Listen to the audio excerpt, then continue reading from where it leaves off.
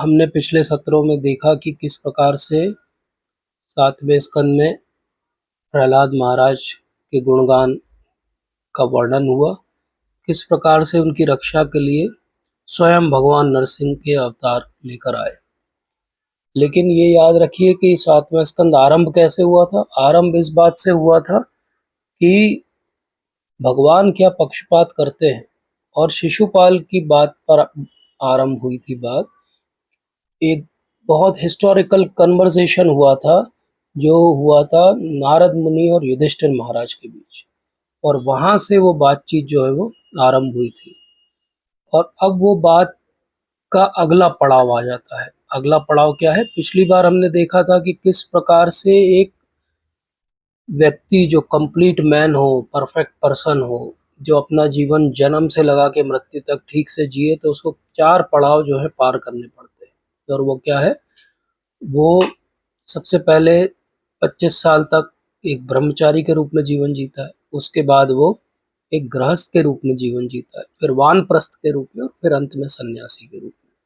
और हमने पिछली बार बहुत विस्तार से समझा था कि वर्णाश्रम में ये जो 4 ब्राह्मण, क्षत्रिय, वैश्य और शूद्र हैं, इनके अपनी अपनी इम्पोर्टेंस है।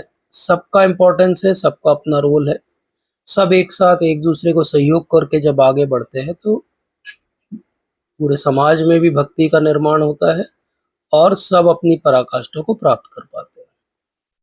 अब अगर एक बार हम ध्यान से सोचें कभी, तो आपको पता चलेगा कि जो वानप्रस्थी है वो भी कुछ क्रिएट नहीं कर रहा है, वो भी निर्भर है। जो सन्यासी है वो भी भिक्षायाटन करके अपना जीवन जी रहा है। जो ब्रह्मचारी है वो भी अपने गुरु के यहाँ पे है और भिक्षा मांगता है। तो अंत में ये तीनों जो आश्रम है, इनको पालन कौन कर रहा है? इनका पालन कर रहा है जो व्यक्ति गृहस्थ है। तो गृहस्थ के ऊपर बहुत बड़ी जिम्मेवारी है। हम सब लोग जो इस सत्र को अटेंड कर रहे हैं, हम सब लोग गृहस्थ हैं, इसलिए भी ये सत्र हमारे लिए बहुत महत्वपूर्ण है। तो कई बार लोगों को लगता है गृहस्थ मतलब हाउस होल्डर लाइफ, गृहस्थ मतलब एक पति, उसकी पत्नी और उसके बच्चे और उनके माता पिता। बोले ये गृहस्थ जीवन है, एक न्यूक्लियर फैमिली गृहस्थ जीवन है, एक जॉइंट फैमिली गृहस्थ जीवन है। तो एक्चुअली ऐसा नहीं है। भगवान का कॉन्सेप्ट क्या है वो आज हम समझेंगे। नारद मुनि समझाएंगे युधिष्ठिर महाराज को कि गृहस्थ के नियम क्या होते हैं, और श्रील प्रभुपाद के तात्पर्यों से और उनकी टीकाओं से हम समझेंगे कि गृहस्थ होना क्या होता है। गृहस्थ होना, जैसा मैंने आरंभ में ही बताया, बहुत बड़ी जिम्मेदारी है, क्योंकि गृहस्थ का मतलब हो गया उसे बाकी सारे आश्रमों का पालन करना। तो सबसे पहले तो ये समझ लें कि गृहस्थ भी एक आश्रम है। गृहस्थ ऐसा नहीं है कि एक एंजॉयमेंट का लाइसेंस है। गृहस्थ क्या है? आश्रम है। आश्रम का अर्थ क्या हुआ? जहाँ पे श्रम है, जहाँ पे आपको श्रम करना पड़ता है, वो आश्रम है। तो गृहस्थ आश्रम कैसा है? ग्रह स्थित आश्रम कहते हैं उसको। ग्रह में आश्रम है, अर्थात आपका जो घर है वो क्या है? वो घर नहीं है, वो क्या है? वो एक आश्रम है। तो इस विचारधारा के साथ जो अपने जीवन में, हाउस होल्ड लाइफ में आगे बढ़ता है, वो एक्चुअली गृहस्थ आश्रम में रह रहा है। तो फिर प्रश्न उठता है कि बाकी सब जो इस विचारधारा के बिना भी अपने परिवार में रह रहे हैं, उनका क्या है? तो उनको कहते हैं कि ये ग्रह मेधी है, ये ग्रह में रह रहे हैं, लेकिन ये ग्रह से ज्यादा प्रेम करते हैं और भगवान से ये कम प्रेम करते हैं। तो जैसे एक सन्यासी के लिए उन्होंने क्वालिटीज बताई थी कि एक आइडियल सन्यासी कैसा होता है, एक आइडियल वानप्रस्थ कैसा होता है, वैसे ही नारद मुनि एक टेम्पलेट या आउटलाइन बताएंगे कि एक आइडियल गृहस्थ क्या होता है, एक आइडियल हाउस होल्डर क्या होता है, वो कौन है, कैसे वो अपना जीवन जीता है। और हमें बहुत सारे उदाहरण मिलेंगे। अगर आप पुराणों को पढ़ेंगे तो आपको बहुत सारे उदाहरण मिलेंगे। जैसे अर्जुन बहुत आइडियल गृहस्थ है, जैसे करदम मुनि और देवहूति की कथा हमने पढ़ी थी, वो बहुत आइडियल गृहस्थ है। हम अगर अपने ही संप्रदाय में देखें तो शिल प्रभुपाद, शिल भक्ति विनोद ठाकुर महाराज, ये बहुत आइडियल गृहस्थ है। तो इस प्रकार से गृहस्थ होना बहुत बड़ी जिम्मेवारी है, और इसी को हम आज थोड़ा सा विस्तार से समझेंगे। अब गृहस्थ में अलग अलग यूनिट्स हो गई, हस्बैंड हो गया, वाइफ हो गई, बच्चे हो गए, तो सबकी एक दूसरे के प्रति कुछ जिम्मेदारियां होंगी और कुछ उनके कर्तव्य होंगे। और समाज के प्रति भी उनकी कुछ जिम्मेदारी और कर्तव्य होंगे हर गृहस्थ के। तो ये कॉन्सेप्ट हम समझेंगे, ये कॉन्सेप्ट को समझना बहुत जरूरी है। प्रभुपाद कहते हैं कि जो रियल सिविलाइजेशन है, मतलब अगर सच में आपकी सभ्यता का विकास हुआ है मानसिक रूप से भी, केवल भौतिक रूप से नहीं, तो आप क्या करोगे, आप केवल ह्यूमन की जो एनिमल नीड्स है उनके पीछे नहीं भागोगे। प्रभुपाद बहुत स्पष्ट शब्द उपयोग करते हैं।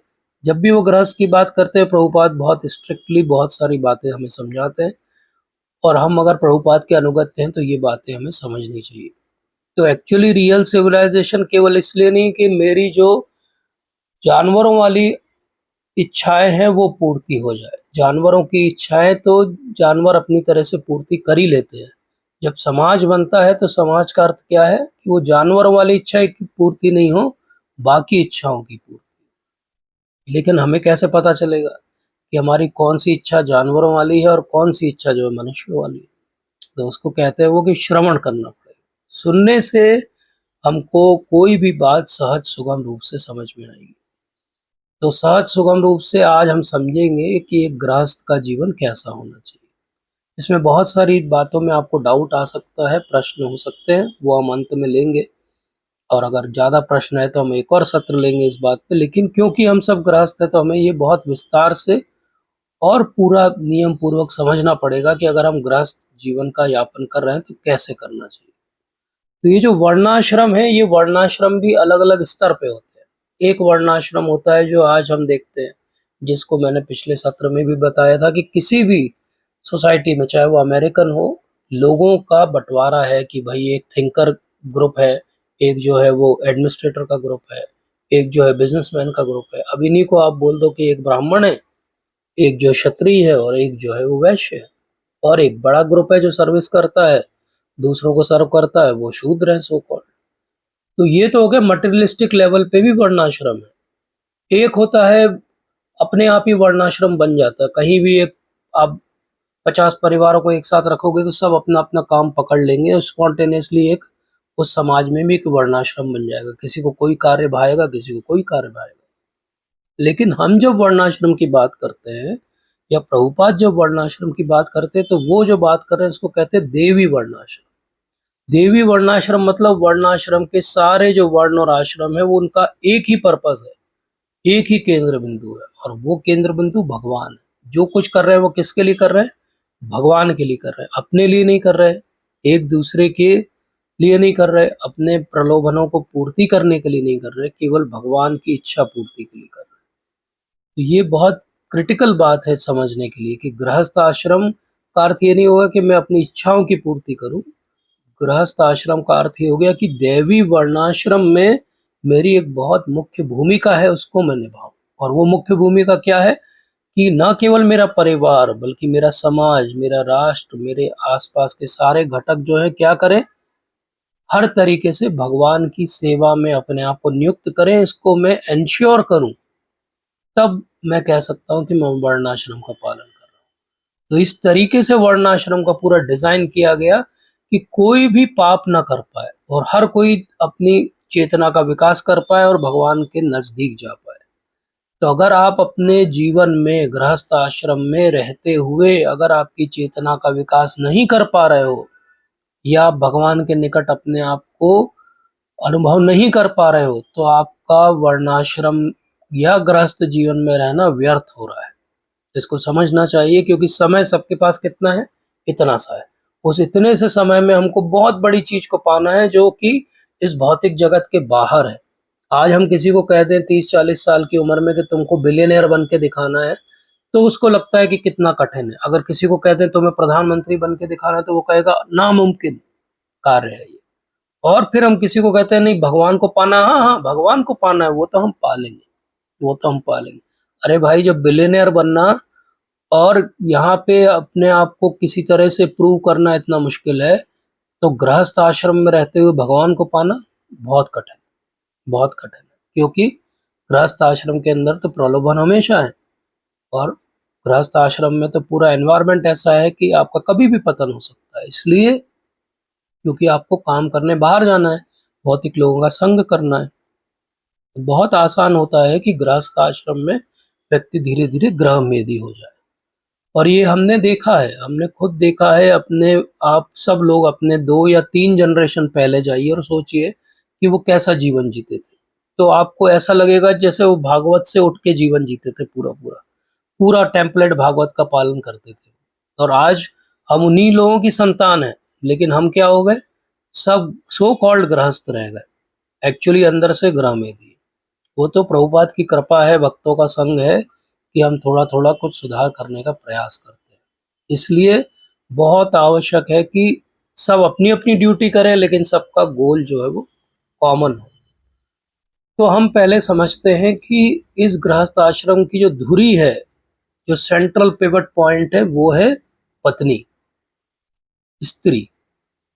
और इस घटक का अगर काम सही से हो, तो बाकी सब कुछ जो है गृहस्थ आश्रम का सही चल सकता है। अब ये बात मैं नहीं कह रहा हूँ, अगर आप रामायण पढ़ेंगे तो आपको पता चलेगा कि सीता माता जब अनुसुईया देवी से मिली, तो अनुसुईया देवी ने उन्हें गृहस्थ आश्रम की शिक्षाएं दी। और वहां पे वो शिक्षा देते हुए बोलती है कि हे सीते, पत्नी के बहुत महत्वपूर्ण कर्तव्य होते हैं। जैसे किसी रथ के अंदर एक बीच में एक्सेल होता है जो 2 पहियों को जोड़ता है। तो वो 2 पहिए कौन से हैं? बोले एक वो परिवार है जिसमें उसका जन्म हुआ था, और एक वो परिवार है जिसमें उसका विवाह हुआ। ये 2 पहियों को जोड़ने का काम, धुरी का काम कौन करता है? पत्नी करती है। इसलिए पत्नी का कर्तव्य बहुत महत्वपूर्ण है, क्योंकि अगर स्त्री जो है वो वैल्यूज पे ध्यान देगी, तो अपने आप अगली जनरेशन को वैल्यूज मिलती हैं। समहाउ धीरे धीरे क्या हुआ, जैसे पूरे समाज का पतन हुआ, और बहुत सारे और भी आर्थिक और सामाजिक कारणों के कारण ऐसा हुआ कि स्त्रियों का वो जो रोल था गृहस्थ आश्रम में, वो डाइल्यूट हो गया। या तो उनके पास समय नहीं था, या उनका इंक्लिनेशन नहीं था, या एक मॉडर्न तरह की सोच थी। बहुत सारे कारण हम गिना सकते हैं इसके। आज जो मैं पहले बात कर रहा हूँ अभी, वो जो भागवत के अंदर दिया हुआ है।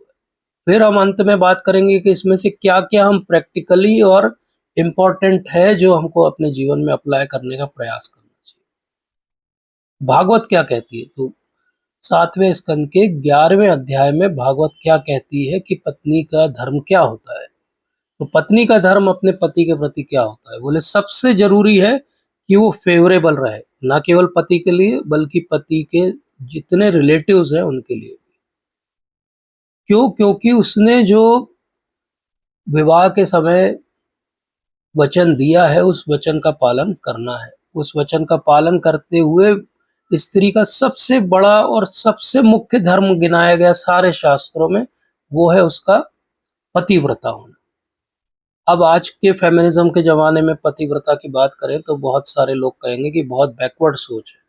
लेकिन पतिव्रता या चैस्टिटी का मतलब क्या है? चैस्टिटी का मतलब ये है कि वो एक अपने पति को सर्वस्व अपना समझती है। अब किसी का ये प्रश्न हो सकता है कि इससे क्या होगा? ये कैसे बात स्पिरिचुअल हुई? देखो, जब वो सब जगह से अपना ध्यान हटा के अपने पति को अपना सर्वस्व समझती है, तो वो एक ट्रेनिंग कर रही है अपने माइंड की कि हाँ, एक व्यक्ति मेरा सर्वस्व हो सकता है।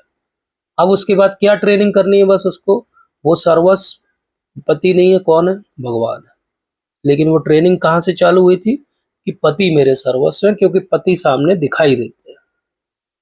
तो पति क्योंकि सामने दिखाई दे रहा है, इसलिए पतिव्रता होने से भक्ति का आरंभ होता है स्त्री का। क्योंकि पतिव्रता अगर स्त्री है तो अपने आप उसका जो थॉट प्रोसेस होगा वो ऐसा रहेगा कि वो भगवान पे अपना ध्यान लगा पाएगी। तो पतिव्रता होना भी प्रैक्टिकली डिवोशनल एस्पेक्ट है स्त्री के लिए गृहस्थ आश्रम में। क्योंकि वो पतिव्रता रहेगी तो वो भगवान पे ज़्यादा ध्यान लगा पाएगी। अब पतिव्रता का कार्य क्या है? पतिव्रता का कार्य बहुत 3 वर्ड बस याद रख लीजिए। 3 वर्ड हैं बस, और कुछ नहीं।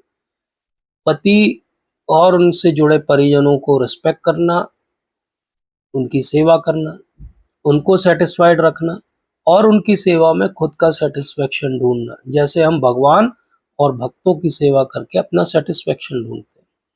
उसके अलावा कहीं भी अपना प्लेज़र ढूँढना, वो चैस्टिटी खत्म हो जाएगी। तो प्लेज़र कहाँ है? पति के अंदर है। अब यहाँ हम ये बात नहीं कर रहे हैं कि कोई अब्यूजिव रिलेशनशिप हो, जहाँ पे पति जो है वो मारपीट करता हो, तो क्या उसको भी ऐसा मानना चाहिए? नहीं। यहाँ पे आइडियलिज्म की बात है कि जब पति भी आइडियल है, परिवार भी आइडियल है, तो पत्नी को इस तरीके से व्यवहार करना चाहिए। तो जो स्त्रियाँ उनको सोचना चाहिए कि क्या हमारा सैटिस्फैक्शन सच में पति की सेवा करके आता है कि कहीं और से आता है? अगर पति की सेवा करके आता है तो भागवत का वो टेम्पलेट हम पे फिट होता है।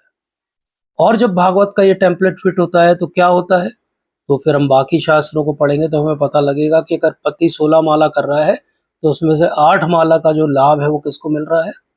पत्नी को मिल रहा है। अर्धांगिनी है वो, तो पति जो भी धार्मिक कार्य करेगा उसका आधा भाग जो है पत्नी को मिलेगा। अगर पति कोई अधार्मिक कार्य करेगा तो उसका कोई भी फल जो है पत्नी को नहीं भोगना पड़ेगा। तो पति जो भी अच्छा कर रहा है उसका आधा अपने आप बाय डिफॉल्ट किसके अकाउंट में जा रहा है? पत्नी के अकाउंट में जा रहा है। क्यों ऐसा हो रहा है? क्योंकि वो वैसा एनवायरनमेंट बना रही है जहाँ पे वो धार्मिक कार्य कर पा रहा है, क्योंकि वो सेटिस्फाइड है, तब वो धर्म के बारे में सोच पा रहा है। तो धर्म, अर्थ, काम और मोक्ष, तो मोक्ष की तरफ क्यों जा पा रहा है? क्योंकि पत्नी उसकी फेवरेबल है। इसलिए जब वानप्रस्थ में जाते थे तो हस्बैंड वाइफ दोनों जाते थे, दोनों साथ में हर पूजा में बैठते थे। इक्वल पार्टनरशिप है। यहाँ कोई भी ऐसा नहीं सोचना चाहिए कि चेस्टिटी है मतलब पतिव्रता है मतलब उस स्त्री का जो है वो, जैसे आजकल सोचते हैं लोग कि उसका तो एक्सप्लॉयटेशन हो रहा है। एक्सप्लॉयटेशन नहीं हो रहा है। भागवत के अंदर तो श्लोक में वो कहते हैं कि अगर वो पत्नी पतिव्रता रहे तो जैसे लक्ष्मी जी पतिव्रता है नारायण के लिए, जिस प्रकार से लक्ष्मी जी का पूरा ऐश्वर्य कहाँ से आता है? क्योंकि वो नारायण के प्रति पतिव्रता है।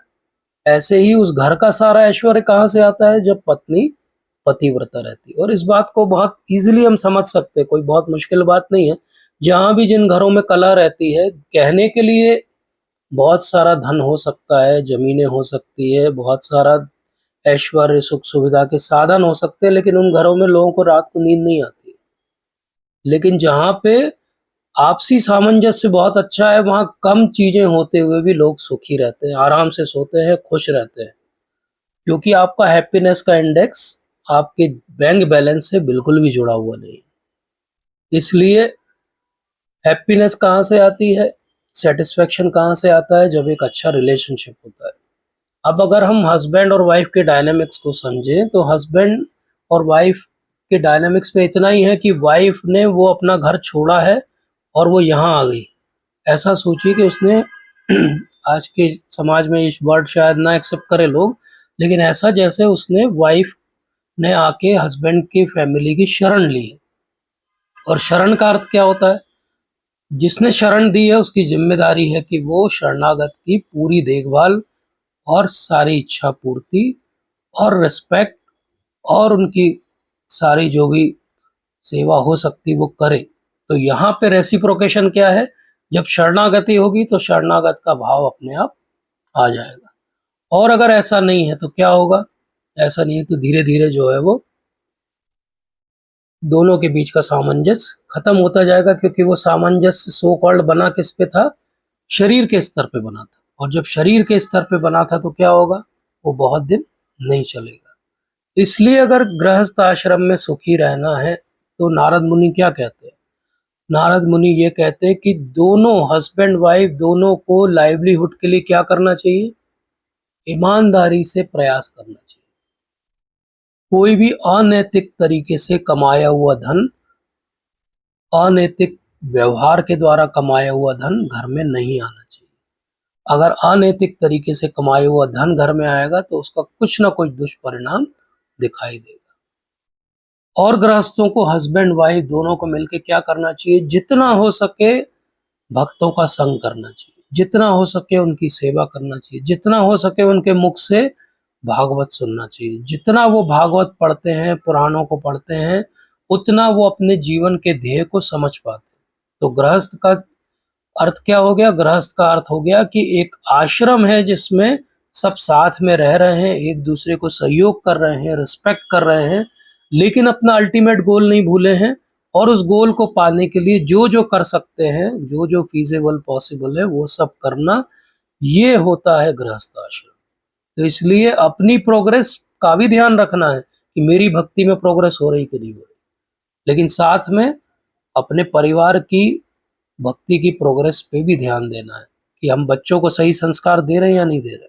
आज समाज में इतना बुरा हाल है और हम लोग जब भी कुछ ऐसा होता है, कहीं कोई बड़ी घटना हो जाती है तो लोग बहुत उँगली उठाते हैं, कई दिन प्रदर्शन करते हैं, कैंडल मार्च निकालते हैं। लेकिन मैं जब भी ऐसी कोई घटना होती है, एक ही बात सोचता हूँ कि ये लड़का जब पैदा हुआ था तो किसी घर में ही पैदा हुआ था, इसके भी माँ-बाप थे, वो इसको संस्कार क्यों नहीं दे पाए? बात और प्रश्न उन माँ-बाप से पूछना चाहिए कि आप संस्कार क्यों नहीं दे पाए?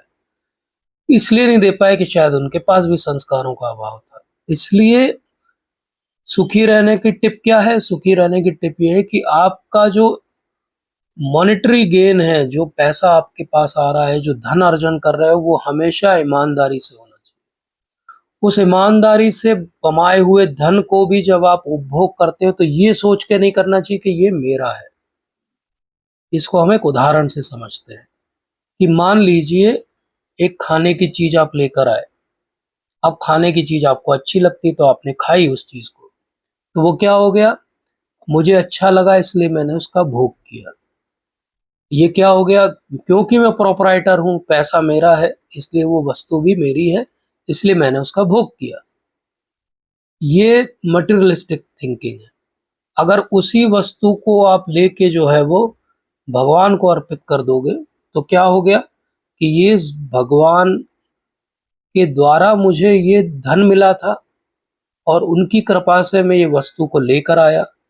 इस पूरे घर के स्वामी भगवान हैं, मैं यहाँ का एक रहवासी हूँ। क्योंकि भगवान यहाँ के स्वामी हैं, तो मैंने उस वस्तु को पहले भगवान को अर्पित किया और भगवान की जब सैंक्शन हो गई, तो वो क्या हो गई? सैंक्टिफाइड हो गई। अब मैं उसका उपभोग कर रहा हूँ।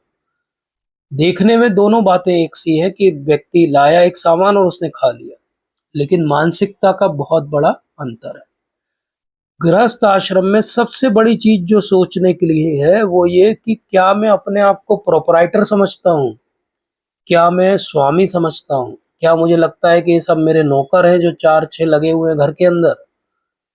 या मुझे लगता है कि यहाँ के मालिक तो भगवान हैं और मैं उनका सेवक हूँ, ये सब भी उनके सेवक हैं और जैसा मालिक चलाएँगे घर चलेगा, जैसा वो चाहेंगे वैसा होगा। मुझसे जितना बन पड़ेगा मैं कर रहा हूँ। मैं अपने प्रयासों में कमी नहीं करूँगा, लेकिन मेरे अंदर कहीं भी स्वामित्व की भावना नहीं आनी चाहिए। अगर गृहस्थ आश्रम कोई चीज़ सिखाता है हमें, तो सबसे पहले यही सिखाता है कि आप किसी के स्वामी नहीं हो, आप सबके सेवक हो। आप सबकी सेवा करने के लिए ये ज़िम्मेदारी आपने उठाई है कि मैं इस गृहस्थ आश्रम में रहूँगा।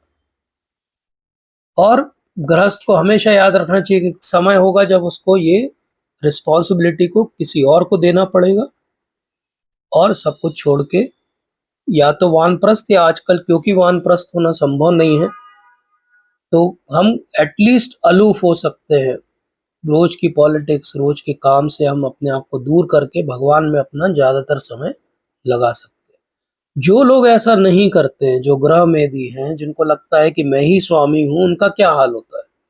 उनका ये हाल होता है कि वो खूब घोर और उग्र कर्म करते हैं कि इसलिए ज़्यादा से ज़्यादा पैसा कमाने के लिए, ज़्यादा से ज़्यादा धनार्जन करने के लिए, ज़्यादा से ज़्यादा सुख-सुविधाएँ इकट्ठी करने के लिए।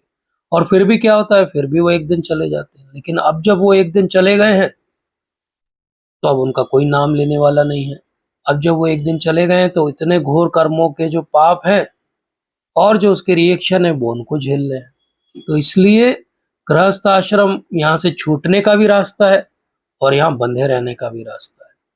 इसलिए गृहस्थों को बहुत ध्यान से समझना चाहिए कि यहाँ से कैसे छूटे। तो सबसे पहले और सबसे ज़रूरी चीज़ है भोजन। भोजन, और जहाँ भोजन बनता है वो स्थान बहुत पवित्र होना चाहिए और जो भी भोजन है वो भगवान को अर्पित होना चाहिए। जैसा भगवान, विग्रह, फ़ोटो जो आपके पास है, जो आपने उनसे प्रॉमिस किया था जब आप उनको लेकर आए थे, उतनी सेवा उनकी निर्बाध रूप से होना चाहिए और उसका प्रयास पूरी तरीके से करना चाहिए। पुराने समय में अगर आप पुराणों को पढ़ेंगे तो बहुत सारे अलग-अलग प्रकार के यज्ञ के विधान थे गृहस्थों के लिए। आज वो यज्ञ के विधान नहीं है। आज जो यज्ञ है वो हरे कृष्ण महामंत्र का जप करना और संकीर्तन यज्ञ करना, ये विधान है कलयुग का। लेकिन फिर भी हमें क्या ध्यान रखना चाहिए कि भगवान और भगवान के भक्त दोनों महत्वपूर्ण हैं। जो बहुत कनिष्ठ अधिकारी भक्त होते हैं गृहस्थ जीवन में, उनको ये लगता है कि मैं भगवान की तो बहुत पूजा करता हूँ लेकिन भक्तों को मैं रिस्पेक्ट नहीं करता, क्योंकि मेरा उनसे कोई बैर है, उन्होंने कुछ मुझे सुधार के लिए बोला था जो मुझे पसंद नहीं है। तो इस तरीके के व्यवहार से क्या होता है, वो आदमी भक्ति से कटता जाता है, क्योंकि वो भक्तों को रिस्पेक्ट नहीं कर रहा। इसलिए हमें कम से कम मध्यम अधिकारी के स्तर पे आना चाहिए, जहाँ हम भगवान को भी महत्व देते हैं और भक्तों को भी महत्व देते हैं। अब कई बार हम देखते हैं कि गृहस्थ जीवन में बहुत बार बहुत सारे जो है वो टसल्स हो जाते हैं। हस्बैंड वाइफ के बीच में कई बार वैमनस्य हो जाता है। क्यों हो जाता है? ज़्यादातर बार अगर आप थोड़ा डीप में जाओगे तो कोई बड़ा कारण नहीं होता है। या तो वो अहम के बीच की लड़ाई होती है एक दूसरे की, या फिर एक दूसरे को नहीं समझना होता है। तो क्या चीज़ है जो हम नहीं समझ पाते? तो साइकोलॉजी के स्तर पे अगर हम जाएं तो महिलाओं में और पुरुषों में कुछ सोच में बदलाव होते हैं। वो सोच में बदलाव क्या होते हैं? हमेशा, क्योंकि हमारी ओल्डन टाइम से अपब्रिंगिंग ऐसी रही है कई जन्मों से, तो उस कारण से जो फीमेल काउंटर पार्ट है वो हमेशा उसकी सोच ऐसी रहती है कि वो प्रोसेस पे ज़्यादा ध्यान देती है कि ये चीज़ कैसे हुई, उसका डिस्क्रिप्शन उसको बहुत अच्छा लगता है। और जो मेल्स हैं उनका ध्यान हमेशा रहता है कि आउटकम क्या हुआ, भाई रिजल्ट क्या आया, बात हुई कि नहीं हुई, फाइनली मिली वो चीज़ कि नहीं मिली। लेकिन फीमेल का ध्यान कहाँ पे ज़्यादा है? उस प्रोसेस को डिस्क्राइब करने में। और मेल का ध्यान कहाँ पे है कि रिजल्ट क्या हुआ। तो मेल्स क्या है? Result oriented. फीमेल्स क्या है? Process oriented. क्योंकि फीमेल प्रोसेस ओरिएंटेड है तो क्या करती हैं वो किसी भी बात को बहुत लंबे लेवल पे डिस्क्राइब करना चाहती हैं कि हमने ऐसा किया तो फिर ऐसा हुआ, फिर उसके बाद ऐसा हुआ। और क्योंकि हस्बैंड के पास उतना शायद समय नहीं है, धैर्य नहीं है, तो वो सुनते नहीं है। और यहाँ से जो है बहुत सारे कलह का जन्म होता है। इसलिए ये ध्यान रखना चाहिए कि एक दूसरे को समझना और साथ में आगे बढ़ना गृहस्थ जीवन में सबसे इम्पोर्टेंट है। और उसके लिए क्या करना पड़ेगा? हमें ये समझना पड़ेगा कि जो भी हमारे लाइफ पार्टनर बने हैं वो हमारे ही प्रारब्धों के कारण हमें मिले हैं। इसलिए उसमें कुछ भी चेंज करने का नहीं सोचना चाहिए। भारतवर्ष में कभी भी तलाक या पुनर्विवाह इस तरह के कभी भी कॉन्सेप्ट नहीं रहे। क्यों नहीं रहे? क्योंकि उनके यहाँ पे क्लियर कॉन्सेप्ट था कि एक जो भी आपको मिला है वो आपको अच्छा बुरा जैसा भी है आपको उन्हीं के साथ रहना पड़ेगा। आज के समाज में हम ऐसा नहीं फोर्सफुली कह सकते इन बातों को, लेकिन जहाँ तक हो सके बहुत सारी चीज़ें एडजस्टमेंट से ठीक हो सकती हैं, टॉलरेट करके ठीक हो सकती है, एक दूसरे के साथ एडजस्ट करके ठीक हो सकती है। जैसे हम एक बहुत सुंदर टेम्पलेट देखते हैं, शिव जी और पार्वती मैया।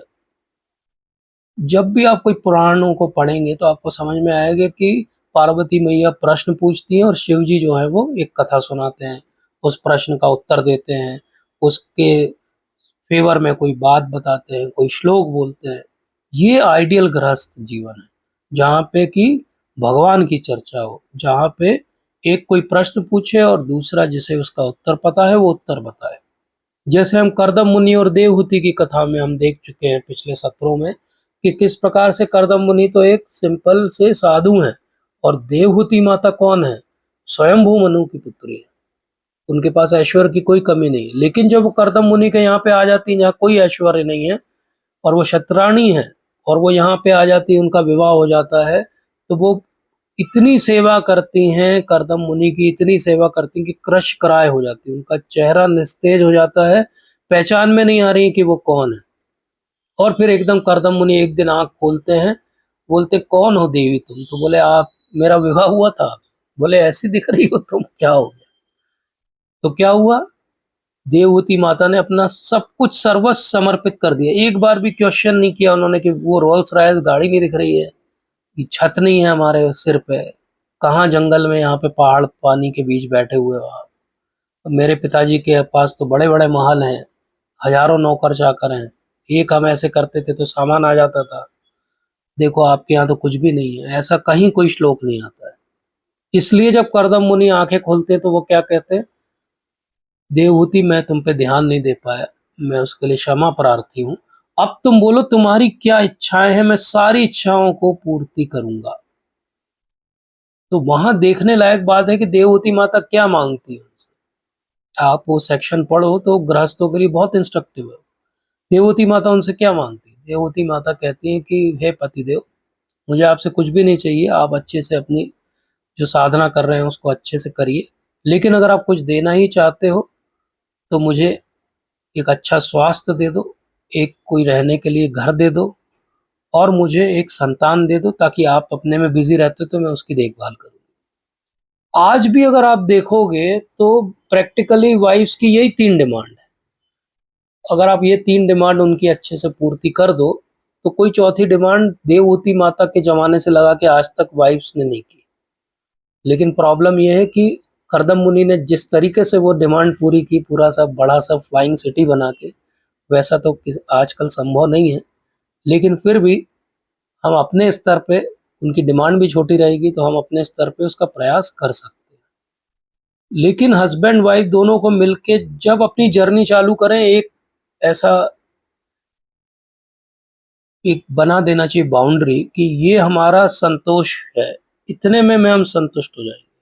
क्योंकि अन्यथा कोई भी ऐश्वर्य का कोई भी सीमा नहीं है। क्योंकि जब करदम मुनि बड़ा सा फ्लाइंग सिटी बना के दे देते हैं और सब जगह घुमा के ले आते हैं, देवहूति माता बहुत प्रसन्न हो जाती हैं शुरू में, और अंत में वो सोचती हैं कि ये इतना सब कर दिया, लेकिन मैं तो अपने पतिदेव से क्या पूछ सकती थी? ये पूछ सकती थी कि मैं कैसे यहाँ मृत्यु लोक से बाहर निकल सकती। बोले यही तो मैंने पूछा नहीं उनसे। तो वो अंत में बहुत दुखी हो जाती है सब जगह घूम के आने के बाद, जो ऐसा टिपिकली होता है। तो करदम मुनि कहते हैं क्यों दुखी हो? तो बोलती कि इतना टाइम मैंने आपका भी वेस्ट कर दिया, मेरा भी, ये सब तो भोग विलास से कुछ नहीं मिलने वाला है, मुझे तो आपसे ये पूछना चाहिए था कि मैं इस संसार से बाहर कैसे निकलूंगी। तो करदम मुनि कहते हैं कि चिंता मत करो, उसके लिए अभी तुम्हारा पुत्र आएगा जो तुम्हें उपदेश देगा। तो इसलिए फिर वो वापस उनकी सेवा में लग जाती है। तो इस प्रकार से करदम मुनि देवहूति हों चाहे शिव पार्वती हों, ये बहुत स्पेशल टेम्पलेट है हमारे लिए भक्तों के लिए कि कैसे भक्तिमय जीवन में हम गृहस्थ जीवन में रहते हुए आगे बढ़ सकते हैं। और हम करदम मुनि देवहूति से बहुत कुछ सीख सकते हैं। जैसे देवहूति माता एक बार भी ऐसा नहीं कहती कि आज संडे है, चले हम कहीं घूमने के लिए। कोई लेजीनेस नहीं है, जो सेवा उनको दी गई है, जो पति की सेवा पतिव्रता स्त्री के रूप में उन्हें करनी है, एक निष्ठ भक्ति के साथ वो करती हैं। जब वो एक निष्ठ भक्ति अपने पति में स्थापित हो जाती है तो देखो भगवान स्वयं वहाँ जन्म ले लेते हैं और उनको ज्ञान दे देते हैं। और आज भी हम देवहूति माता का और कपिल देव का संवाद को आज भी पढ़ते हैं। और ऐसा भी नहीं होता कि करदम मुनि आंखें खोलते हैं और पूछते हैं कि अरे देवी तुम कौन हो, तो उधर से कर्कश आवाज आती है, अरे तुम पहचानते नहीं हो मेरे को, इसीलिए शादी की थी, इसलिए लेकर आए थे तुम मुझे। नहीं, वो मृदुभाषी हाथ जोड़ के कहती है कि हे पतिदेव मैं आपकी पत्नी हूँ। और क्योंकि ऐसा भाव है तो अपने आप पति का भाव क्या होगा। कितना भी नीच व्यक्ति हो, अगर कोई उसको इस तरीके से व्यवहार करेगा तो उसका भी व्यवहार बदल जाएगा। ज्यादातर वैमनस्य होता है क्योंकि दोनों तरफ ईगो की प्रॉब्लम है और दोनों बदलना नहीं चाहते। और आजकल समहाउ और भी कुछ चीजें इसमें ऐड हो गई। एक बहुत बड़ी चीज जो ऐड हो गई वो है मोबाइल फोन। पहले ऐसा होता था कि वाइफ की शादी हो गई, अब वो एक नए घर में आ गई, अब वो अपने तरीके से धीरे धीरे सीख के एडजस्ट करती थी। अब आज क्या है, आज एक चीज अगर एडजस्ट नहीं हुई तो तुरंत वो फोन करती है अपने माता पिता को और बोलती है ये चीज मुझे पसंद नहीं आ रही, और वो तुरंत आंसर देते हैं बेटा कोई बात नहीं, तुम बैग भरो और आ जाओ हमारे पास, हम तुम्हारे लिए सब कुछ करेंगे, इसीलिए तो पैसा कमाया है हमने। तो ये पैसे का जो एक तरीके से अभिमान है कि हाँ हम अपने बच्चे को पाल लेंगे, उसे परिवार की आवश्यकता नहीं है, इसने बहुत सारे परिवारों को नष्ट कर दिया। इसलिए स्त्रियों के लिए पतिव्रता होना और लज्जा होना बहुत बड़ा आभूषण है। स्त्रियों में लज्जा होना बहुत आवश्यक है। जब वो पतिव्रता है तो अपने आप उसके अंदर लज्जा है, अगर लज्जा नहीं है तो वो पतिव्रता भी बहुत दिन नहीं रह पाएगी। लज्जा हमारे पूरे पुराणों में स्त्रियों की जहाँ भी बात हुई तो लज्जा की बात हुई, क्योंकि लज्जा ही है जिससे वो सारे प्रलोभनों से दूर रहती है। वो लज्जा ही है जो उसको प्रोटेक्ट करती है। वही है जिसके कारण वो अपने पतिव्रता धर्म को पालन कर पाती है। और जब इस तरह का व्यवहार होता है स्त्री का, तो पुरुष अपने आप ही सरेंडर्ड हो जाता है। पुरुष अपने आप ही क्या करने लगता है, जैसा पत्नी बोलती वैसा करने लगता है। वैसी ही भक्ति दोनों की चलने लगती है। तो कई बार हम देखते हैं कि कोई एक पहले भक्ति में आता है और धीरे धीरे पूरा परिवार जो है भक्ति में आ जाता है। क्यों होता है? क्योंकि अगर वो समझ के एडजस्ट करके धीरे धीरे एक एक स्टेप आगे बढ़ता है और वो अपने बातों में अपनी भक्ति में अडिग रहता है, तो वो दिखता है सबको सामने। और जब दिखता है तो सब लोग क्या कहते हैं, हाँ, जब इसके जीवन में इतना परिवर्तन हो सकता है भक्ति करके, तो हम भी अपने जीवन में भक्ति करके परिवर्तन कर सकते हैं। तो इसलिए इसके बाद भी कॉन्फ्लिक्ट हो सकती है, क्योंकि दो अलग अलग व्यवहार के अलग अलग तरह से पले हुए लोग एक साथ रहते हैं, तो कुछ ना कुछ कॉन्फ्लिक्ट हो सकती है। लेकिन प्रयास क्या करना चाहिए, जब भी कोई ऐसी कॉन्फ्लिक्ट हो तो गृहस्थ जीवन में हमेशा हमारा कोई हायर अथॉरिटी कोई होना चाहिए जिसकी हम हेल्प ले सकते हैं, या आपस में इतना एडजस्टमेंट होना चाहिए, कम्युनिकेशन गैप नहीं होना चाहिए, जजमेंटल नहीं होना चाहिए। कई बार हम जजमेंटल हो जाते हैं, कई बार हम पुरानी बातों को बार बार बोलते रहते हैं। पुरानी बातों को या तो फॉरगिव कर देना चाहिए या फॉरगेट कर देना चाहिए, क्योंकि गृहस्थ जीवन में तभी हम आसानी से अच्छे से रह पाएंगे। इसलिए बहुत ज़रूरी है कि एक दूसरे की इमोशनल नीड्स को समझ के हम भक्ति में आगे बढ़ें। तो पति का धर्म क्या है? पति का धर्म है कि वो अपने परिवार को अच्छे से पाले, उनको भक्ति की जो भी उसके अंदर जितनी है उतनी भक्ति तो दे सकता है वो, या उन्हें प्रेरित कर सकता है कि वो और अच्छे भक्तों के साथ संग करे। एक नॉर्मल रोल जो सोसाइटी में उस समय भी था और अभी भी ज़्यादातर है, वो ये है कि हस्बैंड का काम है कि वो आर्थिक रूप से उसका परिवार सुदृढ़ रहे, उसके लिए वो सारे प्रयास करे और एक रोल मॉडल बने वो सबके लिए, ना केवल अपने परिवार के लिए, अपने समाज के लिए भी। अब ये हमने जो बात की, ये मोर और लेस जो नारद मुनि ने टेम्पलेट दिया गृहस्थ आश्रम का, वो। अब आजकल की स्थिति बहुत अलग है। आजकल तो अब एटॉमिक फैमिलीज हैं, न्यूक्लियर फैमिलीज हैं, जहाँ पे कभी कभी तो सिंगल पेरेंट हैं जो बच्चों को पाल रहे हैं, और समहाउ डाइवोर्स के रेट बहुत ज़्यादा है बाहर बड़े शहरों में भी, और अब लगभग पूरे भारत में भी। तो इसलिए ये गृहस्थ आश्रम का पूरा जो ताना बाना है वो तो छिन्न भिन्न हो चुका है। जो जॉइंट फैमिली थी वो भी नहीं है, तो अब ये वर्णाश्रम भी नहीं है बाहर समाज में। तो आप देखो कुछ भी नहीं है, वर्णाश्रम भी नहीं है, ना वर्ण है बराबर से, ना आश्रम है बराबर से, परिवार तक नहीं है बच्चों को पालने के लिए। एक हस्बैंड वाइफ में से एक है, बच्चा उनकी कस्टडी में है, वो पाल रहे हैं। अब ज़्यादातर कस्टडी माता को मिली हुई है। अब माता उस बच्चे को पाल रही है, उसके सामने कोई फादर फिगर ही नहीं है। जब वो बड़ा होगा तो क्या वो समझेगा, और कितना वो इनसिक्योर रहेगा साइकोलॉजिकली, और कितना प्रॉब्लम में रहेगा। और ये विदेशी जितने वेस्टर्न कंट्रीज हैं वो इस बात को झेल रही हैं।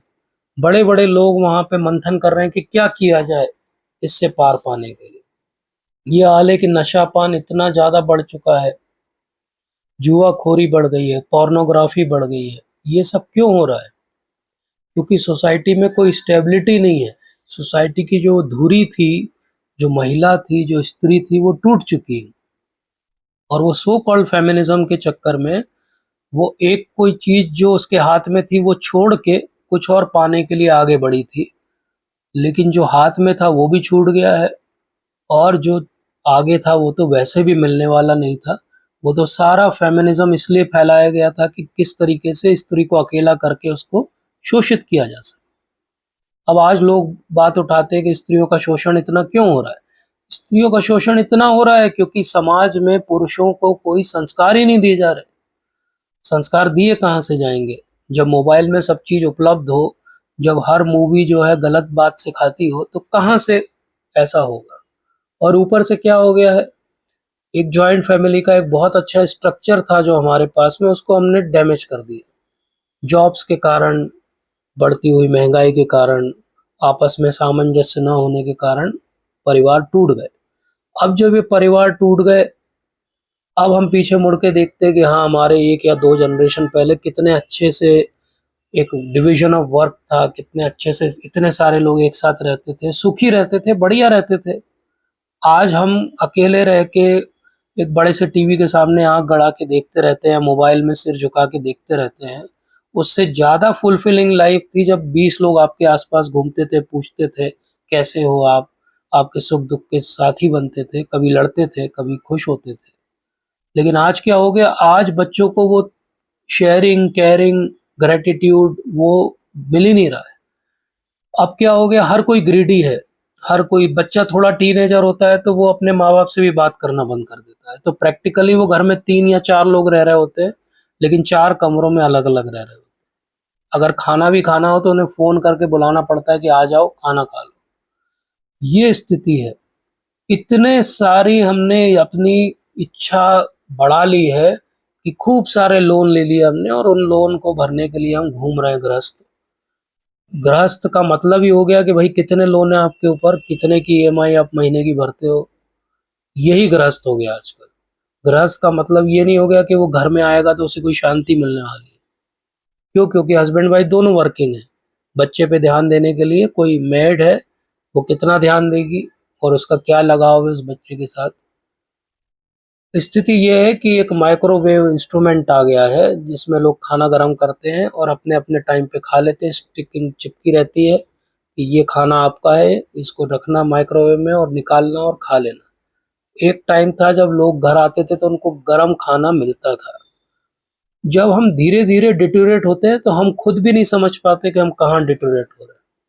लेकिन ये जो ग्रीडीनेस आई कि नहीं, बड़ा टीवी होगा तो मैं खुश हो जाऊँगा और बड़ी गाड़ी होगी तो पड़ोसी मुझसे जलेगा और मेरी बहुत सुंदर बीवी होगी तो मेरा घर बहुत सुखी हो जाएगा। ये सब केवल फ़ॉल्स होप्स है, ऐसा कुछ भी नहीं है। आपसी सामंजस्य जहाँ ज़ीरो है, वहाँ आपके अकाउंट में करोड़ों रुपए हों, लेकिन जब आप बीमार पड़ते हो तो आपको देखने आने वाला कोई नहीं रहता है। चाहे फ़ेसबुक पे आपके 1000 फ्रेंड हों और एक पोस्ट पे आपको 2000 लाइक आते हों, उनका क्या फ़ायदा होगा? तो हमको सबको सोचना चाहिए, ख़ासकर जो भक्त बनने का प्रयास कर रहे हैं, कि ये हमको ग्रीडीनेस वाली लाइफ चाहिए, जहाँ एक दूसरे का गला काट प्रतियोगिता हो रही है, जहाँ पे बस मेरी इच्छा पूर्ति हो जाए, मैं सामने वाले की इच्छाओं पे ध्यान ही नहीं दूँ। या हमें वो जीवन चाहिए जहाँ पे हम आराम से शांति से बैठे, कुछ कहानियाँ सुनें, कुछ सुनाएँ, कुछ भक्ति की बात करें, भागवत पढ़ें। क्या हमें ऐसा जीवन चाहिए कि घंटी बजे फॉर्मेलिटी के लिए कोई गेट खोले और आप अंदर आ जाओ और बोलो कि ये मेरा घर है, जिस घर में आपको कोई वेलकमिंग नहीं हो? या वो वाला घर चाहिए आपको जहाँ पे आप आओ तो सब खुश हो जाएँ, चाहे वहाँ पे घंटी भी नहीं लगी हो बजाने की? आपको कैसा घर चाहिए ये आपको डिसाइड करना पड़ेगा। ऐसा घर जिस घर से आप एस्केप करके बाहर भागना चाहते हो, कि ऐसा घर जब आप कहीं से दुखी हो जाएँ तो आपको लगे कि नहीं, संसार में एक जगह है जहाँ मैं जा सकता हूँ और वो मेरा घर है। आपको कैसा घर चाहिए ये आप डिसाइड करिए। ऐसा घर जहाँ इतनी लग्ज़री की चीज़ें हों कि मैं लेज़ी होके पड़ा रहूँ और मैं बोलूँ कि मैं बहुत सुखी हूँ, लेकिन अंदर से मैं रो रहा हूँ। या मुझे ऐसा घर चाहिए कि कोई बात नहीं, लग्ज़री हमारे पास कम है, लेकिन रिलेशनशिप हमारे पास भर-भर के। कैसा घर हमें चाहिए जहाँ बड़ों को हम रिस्पेक्ट करें और छोटे हमें रिस्पेक्ट करें? या ऐसा घर चाहिए जहाँ आपस में बात ही नहीं होती हो, या बात भी होती हो तो इतनी सुपरफिशियल लेवल पे होती हो कि हर 2 मिनट में कोई एक उसमें से क्रोधित हो जाता हो। ऐसा घर चाहिए जहाँ हर कोई एक दूसरे के लिए त्याग करना चाहता हो, या ऐसा घर चाहिए जहाँ हर कोई छीनना चाहता हो कि मुझे ज़्यादा से ज़्यादा मिले? ऐसा घर जहाँ पे बहुत सारा फ़ास्ट फूड रखा हो और रिलेशनशिप भी बहुत फ़ास्ट पेस पे चल रही हो, या ऐसा घर चाहिए जहाँ स्लो फूड हो, जहाँ आप आराम से बैठो और प्रसाद लो? कैसा घर चाहिए? ऐसा घर चाहिए जहाँ साधु आए तो उनके दरवाज़ा उनके मुँह पे बंद कर दिया जाए, कि ऐसा घर चाहिए जहाँ उनको लगे कि ये घर है भक्त का, यहाँ जाएँगे तो हमारी ज़रूर सहायता सेवा हो जाएगी? और अगर ऐसा घर चाहिए जैसा मैंने आपको बताया, तो एक ही बात है, ये जो नॉन एग्जिस्टेंट हो रही है फैमिली, इसको रिवाइव करिए। वेंटिलेटर पे है हमारी फैमिलीज, इनको रिवाइव करिए। फिर से फैमिली को इम्पोर्टेंस दीजिए। मैं और मेरा मत कीजिए, हम और हमारा कीजिए। ये समझिए कि प्रभुपाद ने एक ही बात बोली थी, सिंपल लिविंग, हाई थिंकिंग। जरूरी नहीं है कि हम बहुत ऐश्वर्य से जिए, लेकिन ये जरूरी है कि हमारी सोच इतनी उन्नत हो कि अंत में जब हम अंत काल में याद करें तो हमें भगवान की याद आए, और अगर हमें न भी याद आ पाए तो भगवान को हमारी याद आ जाए। ऐसा कब होगा? जब इतना अच्छा सुंदर माहौल होगा कि किसी दिन जब मैं बहुत बीमार होऊंगा और आईसीयू में होऊंगा, तो मेरे ही परिवार वाले ऐसा पूरा प्रयोजन करेंगे कि मुझे अंत में भगवान की याद आ जाए। हमें कैसा परिवार चाहिए? ऐसा परिवार चाहिए कि हम जब बीमार हों तो कोई पूछने ना आए और बोल दिया जाए कि हम तो अभी छुट्टी नहीं है, आप देख लो क्या करना है। या ऐसा परिवार चाहिए जहां हमको आस-पास इतने सारे लोग घेरे पड़े हों जब हम मरने वाले हों और कीर्तन कर रहे हों। आप डिसाइड करिए। जो आज आप करेंगे, जो आज आप बोएंगे, वैसा आप काटेंगे। ये इम्पोर्टेंट नहीं कि हमारी अगली जनरेशन अमेरिका में रहेगी कि ऑस्ट्रेलिया में रहेगी। ये ज़्यादा इम्पोर्टेंट है कि इसके बाद वो कहाँ रहेगी, इसके बाद क्या वो भगवान के धाम में रहेगी। वो प्रयास हमें आज अभी सबको करना पड़ेगा। और यही टेम्पलेट हमें दिया नारद मुनि ने। यही बात उन्होंने आज से 5000 साल पहले समझा कि एक गृहस्थ जीवन कैसा होना चाहिए। एक गृहस्थ जीवन होना चाहिए क्योंकि वो गृहस्थ आश्रम है, और आश्रम का अर्थ है त्याग, समर्पण। जब त्याग की भावना होगी, जब एक दूसरे के प्रति ये भावना होगी कि ये सब मेरी भक्ति में सहायता करने के लिए भगवान द्वारा भेजे गए हैं, तो अपने आप हमारा जीवन अच्छा हो जाएगा। और जब तक ये भावना नहीं होगी तो हम यही पढ़ते रहेंगे कि किसी ने किसी से प्रताड़ित होके जो है वो फांसी लगा ली, किसी ने किसी को डाइवोर्स दे दिया, किसी ने किसी को कहीं का नहीं छोड़ा। रोज अखबार इसी से भरे हुए हैं। इसलिए भक्ति बहुत महत्वपूर्ण है। तो गृहस्थ आश्रम का अर्थ क्या हुआ? हम जहाँ रहते हैं उसको हम लोग हमेशा भवन कहते हैं। भवन, भवन का अर्थ क्या होता है? भ प्लस वन। भ मतलब भगवान और वन मतलब जंगल। अगर भवन में से भ हटा दोगे, अगर घर में से भगवान को हटा दोगे, तो वो केवल वन बचेगा। वन मतलब जंगल, जंगल मतलब जंगल राज, जंगल राज मतलब माइट इज राइट। मैं जो बोलूँ वो सही, क्योंकि मैं पैसा लाता हूँ घर में, मेरी बात चलेगी। लेकिन भवन होगा तो क्या होगा? केवल यहाँ भगवान की बात चलेगी और कुछ नहीं होगा। सारी हम एक दूसरे की जितनी भी शॉर्ट कमिंग्स हैं उनको भूल जाएंगे। क्यों? क्योंकि ये भवन है, ये भगवान का घर है। हम तो थोड़े दिन यहाँ पे रह रहे हैं, और जब हम किसी के यहाँ पे रहते हैं तो हम अपनी नहीं चला सकते। यहाँ चलेगी किसकी? भगवान की। सेवा किसकी होगी? मेरी नहीं, भगवान की।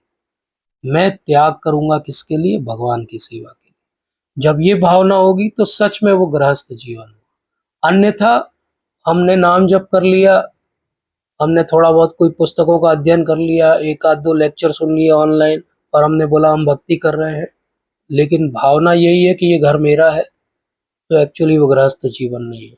भावना के स्तर पे ये आना चाहिए कि नहीं, ये घर किसका है? भगवान का है। जब ये आ जाएगा तो अपने आप हमारा गृहस्थ जीवन सफल हो जाएगा। तो आप सबका बहुत बहुत धन्यवाद। अगर कोई शंका, प्रश्न, कोई त्रुटि सुधार हो तो ले सकते हैं। Thank you so much.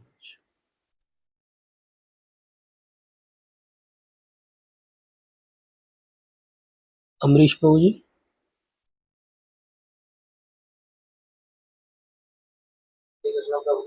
हरे कृष्ण प्रभु।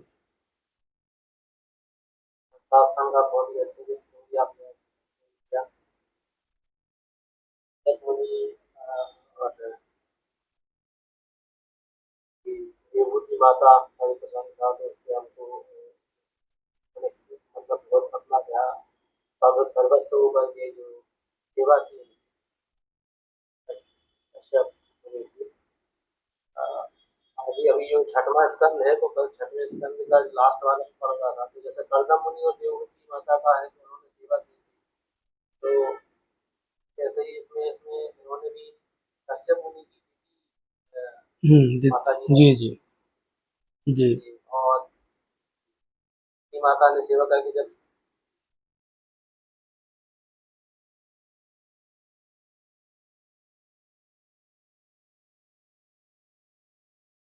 आवाज नहीं आ रही प्रभु जी आप।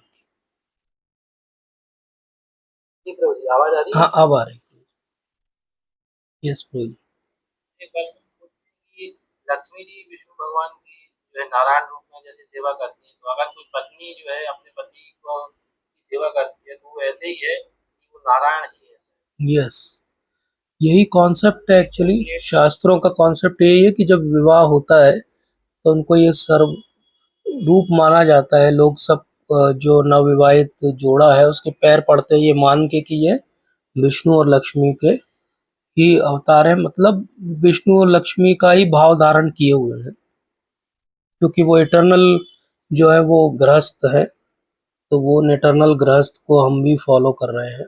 ऐसा माना जाता है कि ये उसी स्टैंडर्ड पे रहेंगे। तो हमेशा हम पिक्चर्स में देखते हैं कि विष्णु जी की जो है वो पैरों की सेवा करती हैं लक्ष्मी जी, और विष्णु जी हमेशा उनको अपने हृदय में धारण करते हैं। ये दो डिस्क्रिप्शन हमेशा हर पुराण के अंदर आपको मिलेंगे। तो इसका अर्थ क्या हुआ? इसका अर्थ यही हुआ कि एक्चुअली हस्बैंड वाइफ की डायनामिक्स जो है, आज हम इक्वल राइट्स की बात करते हैं, लेकिन दोनों का जो रोल है वो बहुत डिफरेंट है। इक्वल नहीं हो सकता, दोनों इम्पॉर्टेंट हैं लेकिन दोनों का पार्ट फैमिली के अंदर अलग अलग है। आजकल समहाउ इकोनॉमिकल जो भी प्रॉब्लम्स हैं उसके कारण हस्बैंड वाइफ दोनों को काम पे जाना पड़ता है, अर्न करना पड़ता है, इसलिए थोड़ा सा रोल रिवर्सल भी है कई जगह। लेकिन फिर भी एक्चुअली फैमिली के लेवल पे, बच्चे के लेवल पे वो रोल, उनको हम ये नहीं कह रहे कि स्टीरियोटाइप्ड हैं, लेकिन एक्चुअली वो रोल्स हैं। हम मॉडर्निज्म के नाम पे उन रोल्स को दरकिनार कर दें और सोचें कि नहीं, हस्बैंड इनफ है या एक वाइफ इनफ है बच्चे को पालने के लिए, तो वो उसका होलसम साइकोलॉजिकल डेवलपमेंट नहीं करा सकते। वो तो तभी होगा जब एक अच्छा परिवार उसे मिलेगा। तो ये सारे टेम्पलेट लेकिन तो इसी। ये आज जी प्रो जी। जी प्रो जी। करंट सिनारियो है आजकल की जो प्रैक्टिकली अगर इस बात को हम थोड़ा और एलेबोरेट करें, तो उनका जो एग्जाम्पल है उसको हम एज सच अगर कोई फॉलो करता है, दैट इज आइडियल मतलब कंडीशन। लेकिन प्रैक्टिकली ऐसा बहुत कम जगह शायद देखने को मिलता है। और इसकी जगह हमें इसी समय उनकी संत तुकाराम की भी एक छोटी सी, हाँ, अगर यस, इस टाइम संत हो तो मैं तुकाराम है, नरसिंह मेहता है। मैं सोच रहा था कि कोई ये पॉइंट लाएगा तो हम डिस्कस करेंगे कि बहुत सारे ऐसे भी एग्जाम्पल हैं। सुकरात हैं, तो उनकी जी जी वो गृहस्थ जीवन तो ऊपरी तौर पे ऐसा दिखा कि बहुत ऐसा बहुत अच्छा नहीं चल रहा है। लेकिन आप देखो कि दोनों कथाओं में, चाहे तुकाराम जी की कथा हो चाहे नरसिंह मेहता की कथा हो, भगवान ने दर्शन किसको दिए? भगवान ने दर्शन वाइफ को दिए। पूजा पूरे टाइम हस्बैंड करता रहा डांट भी खाता रहा, मार भी खाता रहा वो पानी डाल दिया था उन्होंने ला के, तो वो बोलते कि हाँ अच्छा हुआ आज मेरा स्नान अच्छे से नहीं हुआ था, तुमने मेरा स्नान करा दिया। तो ऐसी भी बहुत सारी जी कथाएं जी। हैं, लेकिन अच्छा सामंजस्य भक्तों के बीच में प्रभुपाद की कृपा से देखने को मिलता है, इसलिए हमको उसी टेम्पलेट पे फोकस करना चाहिए, वो ज़्यादा अच्छा है। और अगर हम थोड़ा सा और अलूफ होके सोचे, थोड़ा सा और दूर होके सोचे, तो एक्चुअली इटर्निटी के कॉन्सेप्ट से और हमको क्या पाना है जीवन में उसके कॉन्सेप्ट से लाइफ पार्टनर फेवरेबल हो तो बहुत अच्छा है, बट अनफेवरेबल हो तो और बहुत अच्छा है, जैसा कि प्रभुपाद के पिताजी ने कहा यही था उनसे। यस। जैसे कि उनका जो भाव था, तो जैसे आपने बताया था कि इंसान को जो हमारे इंडिया में मतलब जो मैरिजेज होती हैं, तो हमको ये नहीं सोचना चाहिए हमें जो कुछ मिला हमारे प्रारब्ध के हिसाब से मिला है। यस। तो अगर कोई पार्टनर किसी का अनफेवरेबल है या जैसा संत तुकाराम का ये था, तो वो भगवान को इसका धन्यवाद बोलते थे कि अच्छा हुआ भगवान कि मतलब मेरे साथ ऐसा व्यवहार हो रहा है, नहीं तो फिर मैं तो इसी में लगा रहता। हाँ, तो ऐसा भी है, लेकिन दूसरी तरफ बहुत सारे अच्छे उदाहरण भी हैं जहाँ पे हस्बैंड वाइफ दोनों बहुत फेवरेबल थे और उन्होंने बहुत अच्छे से भक्ति की। जैसे भक्ति विनोद ठाकुर महाराज की जो भगवती देवी पत्नी है, वो बिल्कुल पूरे तरीके से उनको हर चीज़ इतने अच्छे से गृहस्थ जीवन, इतने सारे बच्चे सब उन्होंने देखे ताकि भक्ति विनोद ठाकुर महाराज अपने जज के रूप में अपनी ज़िम्मेदारी, इतनी सारी पुस्तकें लिखना, प्रचार करना, उस पे ध्यान दे पाए। तो दोनों टेम्पलेट है हमारे लिए, इसीलिए जो जिस टेम्पलेट में है उसमें दुखी नहीं होना चाहिए। उसका भी एक एग्जाम्पल हमारे सामने हमेशा मिल जाएगा हमें कि उस सिनेरियो में रह के कैसे भक्ति की। जैसे एक जनरली भी हम देखते हैं कि असुर कुल में जन्म होने के बाद प्रहलाद महाराज ने भक्ति कर ली, एक निम्न योनि में रहने के बाद में गजेंद्र को मोक्ष मिल गया। तो इसी प्रकार से गृहस्थ जीवन में भी पूरा स्पेक्ट्रम भागवत के अंदर है कि हस्बैंड वाइफ के बीच में कभी जैसे हम शिव और पार्वती को एक टेम्पलेट मानते हैं, तो पार्वती जी ने जब नहीं सुनी थी शिव जी की और वो गई थी दक्ष की सभा में, और उसके बाद जो कुछ आगे का हुआ, तो वो भी एक टेम्पलेट इस बात को दिखाता है कि भाई हस्बैंड की नहीं सुनने से क्या होता है। तो ये पॉइंट भी है। लेकिन एक वाइफ जो सुनती है, जैसे करदम मुनि है या जैसे कश्यप मुनि है और उनकी वाइफ है, तो वो एक वैसा टेम्पलेट भी है कि जब फॉलो करते हैं तो क्या होता है। तो फिर रामचंद्र जी भी हैं, सीता माता भी हैं, जो एक आइडियल हस्बैंड वाइफ हैं कि जब उन्हें वनवास हुआ तो सीता माता को तो नहीं हुआ था वनवास, लेकिन उन्होंने कह दिया कि नहीं, मैं भी चलूंगी आपके साथ में, क्योंकि मैं आपकी अर्धांगिनी हूँ, तो आपको जो मिला है मैं भी उसको सहूंगी। तो हमारे पास बहुत अलग अलग स्पेक्ट्रम में सारे एग्जाम्पल्स हैं। अब हमको ये समझना है कि हम उस किस एग्जाम्पल में फिट होते हैं, उस एग्जाम्पल को पिक करके हमको अपने आप को इंस्पायर करना है कि हाँ, ये तरीका मेरे लिए सबसे सही है। अदरवाइज बहुत बार होता है छोटी मोटी बातों पे, कई बार इतना टसल हो जाता है हस्बैंड वाइफ में। आजकल तो इतना कॉमन है, लोग लॉयर्स बीच में आ जाते हैं, फिर उसके बाद में बात बढ़ती जाती है और कितना मुश्किल हो जाता है जीवन। मुश्किल हो जाता है उस बच्चे के लिए जो बीच में है, जिस पे कोई ध्यान नहीं दे पा रहा है। मुश्किल हो जाता है उस समाज के लिए। आजकल तो समाज भी इतना छिन्न भिन्न हो गया, नहीं तो प्रभुपाद के बाद की बात है, गौरांग प्रभु एक बार बता रहे थे कि टाइम्स ऑफ इंडिया में हेडिंग छपी थी 80s में, और वो हेडिंग क्या थी कि इंडिया का पहला डाइवोर्स हुआ, जो लॉ में डाइवोर्स करके उन्होंने अप्रूव किया इंडियन लॉ में। तो पहला जो डाइवोर्स हुआ, तो वो हेडलाइन थी टाइम्स ऑफ इंडिया की। और आज क्या हाल है, आज डाइवोर्स जो है वो लेफ्ट राइट सेंटर। अमेरिका में तो 1/3 मैरिजेस जो है 3 साल भी नहीं चल रही हैं, ये हालत है। एलॉन मस्क ने अभी कुछ दिन पहले ट्वीट किया अमेरिका के बारे में कि विद इन 5 ईयर्स अमेरिका और यूरोप का ये हाल हो जाएगा कि बच्चे जो पैदा होंगे वो बिना मैरिजेस के होने वाले बच्चों का नंबर ज़्यादा हो जाएगा मैरिजेस में होने वाले बच्चों से। ये अमेरिका का हाल है। और वो इतना बिलियनर आदमी, वो थिंकर है, वो सोच रहा है कि ऐसा हम कहाँ जा रहे हैं, समाज को कहाँ लेके जा रहे हैं। लेकिन समाऊ हम सोचे तो हम भी तो उसी डायरेक्शन में जा रहे हैं। आजकल ये हाल है, आप अगर कई बार पीजी स्टूडेंट से अगर आप पूछोगे, तो उनका तो मैरिज एज ए इंस्टीट्यूशन से विश्वास उठ चुका है। वो ये बोलते हैं सर मैरिज बहुत रेट्रोग्रेड कॉन्सेप्ट है। मतलब इतना खराब दकियानूसी कॉन्सेप्ट है बोले मैरिज करना। उनके लिए ज़्यादा अच्छा है कि वो बिना मैरिज के एंजॉय करें। तो जिम्मेदारी नहीं लेना चाहते लोग। तो ये कहाँ से आ रहा है, क्योंकि या तो उन्होंने देखा है मैरिजेस को फेल होते हुए अपने पेरेंट्स की या अपने आसपास की, अपने फ्रेंड्स की, या फिर उनको लगता है कि मैरिज में रहना मतलब बहुत ज़्यादा जिम्मेदारी जो वो उठाना नहीं चाहते। तो जो चीज़ आज अमेरिका कंसर्न है कि ज़्यादा बच्चे मैरिज के अलावा पैदा हो रहे हैं, तो कोई बहुत बड़ी बात नहीं, कुछ सालों के बाद हमारी भी वही स्थिति हो जाएगी। इसलिए गृहस्थ आश्रम को बचाएंगे तो वर्णाश्रम बचेगा। जैसे हमने सबसे आरंभ में समझा था कि गृहस्थ ही है जो बाकी तीन को पाल रहा है।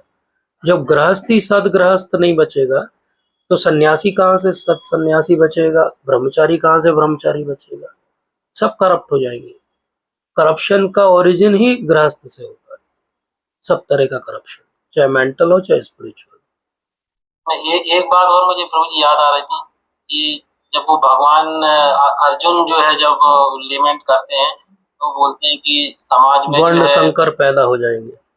यस। तो उसमें शायद वो एक बार जगह ये कहते हैं कि जो घर में वयोवृद्ध महिला का होना बहुत जरूरी है। और फिर ये सोशल उसके ऊपर से किसी ने एक बुक भी लिखी है, उसमें भी उन्होंने बोला है कि जिस घर में एक मतलब वृद्ध लेडीज होती है, मतलब बड़ी महिला होती है, तो वो उसका जो सोशलाइजेशन अच्छा होता है, वो फैमिली जो है उसमें जो मॉरल वैल्यूज है वो कंटिन्यू करती है। ऑब्वियसली तो क्योंकि ये पुराने समय में बच्चों को सोते समय कुछ कहानियां, मॉरल स्टोरीज कुछ सुनाई जाती थी। वो सोते समय जो भी आप सुनते हो वो आपके अनकॉन्शियस सबकॉन्शियस माइंड में चला जाता है धीरे धीरे। जब आप लगातार 5-10 साल वो चीज़ें सुनते हो अपने ग्रैंड पेरेंट्स से जिनको आप रिस्पेक्ट करते हो, जो अथॉरिटी फिगर में है, और जब वो आपको वो मॉरल वैल्यूज देते हैं तो वो कॉन्शियस से सबकॉन्शियस अनकॉन्शियस लेवल पे पहुंच जाती है। वो वैक्सीन का काम करती है। जब भी आपको कोई प्रलोभन आता है तो आपको वो कहानी जो है वो रोक लेती है गलत करने से। अब आज वो है ही नहीं। आज जो है सोते हुए बच्चा मोबाइल देख के सो रहा है, वो क्या देख के सो रहा है, क्या होगा उसका आगे? उसके अनकॉन्शियस सबकॉन्शियस माइंड में तो सब नेगेटिव इंप्रेशन जा रहे हैं, तो कहाँ से उसका पॉजिटिविटी बढ़ेगी? अपन कई बार जब मंदिर में सेशन लेते हैं तो मैं बहुत कॉमनली लगभग हर बार पूछता हूँ कि कितने लोगों के पास भगवत गीता है। और फिर अगला प्रश्न अपन पूछते हैं कि कितने लोगों को 5 श्लोक भी याद है। जब पेरेंट्स को 5 श्लोक याद नहीं है भगवत गीता के, मतलब उन्होंने कभी खोलने की जहमत नहीं उठाई, बच्चों को तो एक भी श्लोक याद नहीं रहने वाला है। वहीं एक हाल है कि 1 या 2 जनरेशन पहले लगभग आप किसी भी व्यक्ति से बात करो, वो हर 1 या 2 लाइन के बाद या तो रामचरितमानस की एक चौपाई आपको टिका देंगे, बोले देखो तुलसीदास जी ने ऐसा बोला, या कबीरदास जी का दोहा सुना देंगे, या कोई श्लोक सुना देंगे। मतलब हर चीज के डिसीजन में उनका कोई ना कोई बेसिस फाउंडेशन होता था जिससे वो डिसीजन लेते थे कि बोले नहीं ऐसे लोगों पे ऐसे भरोसा नहीं करना चाहिए। ये कहावत है हमारी। आज क्या है? कुछ भी नहीं है। मतलब बैंकरप्ट है हम लोग, बैंकरप्ट हो चुके। और इसीलिए गिव एंड टेक की रिलेशनशिप है। आप जब तक देते रहोगे मैं आपको सहता रहूंगा, जिस दिन आप देना बंद कर दोगे मैं सहना बंद कर दूंगा। लेकिन सोचना ये चाहिए रिलेशनशिप में कि भाई जैसे एक बैंक का अकाउंट है, आप डिपॉजिट करते हो, कभी आप विड्रॉ करते हो, तो जब आपसे कोई क्रोधित है, जब आपसे गुस्सा है, तो वो क्या कर रहा है? उस अकाउंट से विड्रॉ कर रहा है। लेकिन आपको याद रखना चाहिए कि कितनी बार उसने उस अकाउंट में डिपॉजिट भी तो किया है। आपके जीवन को कितना सरल बनाया है उसने। अब वो एक बार अगर विड्रॉ करने आ रहा है तो आप मना थोड़ी करोगे, कोई बात नहीं, 2% तुम विड्रॉ कर लो, 98% तो अभी भी तुम्हारा अकाउंट चालू है। तो हम क्या करेंगे? हम रिस्पेक्ट करेंगे उसकी। लेकिन हम ऐसे कहाँ सोचते हैं? हम तो सोचते हैं वो 2% क्यों ले जा रहा है, वो 2% भी मेरा है, मुझसे कैसे छीन लिया उसने। तो मॉनेटरी टर्म्स में भी हम सोचे तो अगर एक अच्छा घर रहे, आप भूल जाओ भक्ति वाला एंगल अभी, लेकिन हस्बैंड वाइफ का अगर रिलेशनशिप अच्छा रहे तो डेफिनेटली बच्चे फोकस कर पाएंगे अपने जीवन में, कुछ अच्छा बन पाएंगे। और कुछ नहीं तो एक अच्छे सिटीजन बनेंगे, अच्छी पढ़ाई लिखाई करेंगे, उनका कैरियर अच्छा हो जाएगा। तो डेफिनेटली एक अच्छा गृहस्थ समाज बनाना हमारी जिम्मेदारी है, जिसमें हमको अपना अपना प्रयास सबको करना चाहिए जितना हम कर सकें। और इसीलिए भगवत गीता पढ़ना चाहिए, भागवत पढ़ना चाहिए। तो आपका बहुत बहुत धन्यवाद अमरीश प्रभु जी। माता जी कुछ कहना चाहती, कुछ कमेंट? हरे कृष्ण प्रभु जी। हरे कृष्णा माता जी। यस। मेरा प्रश्न है प्रभु जी। आवाज नहीं आ रही माता जी आपकी, आवाज कट रही है आप। हरे कृष्ण, आवाज आ रही है? हाँ अब आ रही है जी।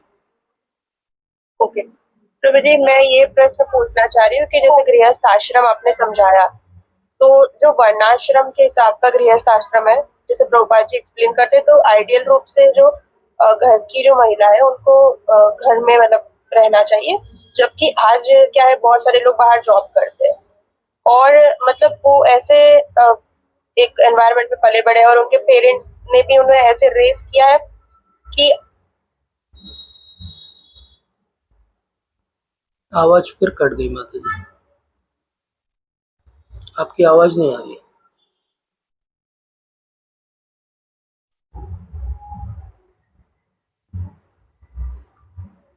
आवाज नहीं आ रही माता जी।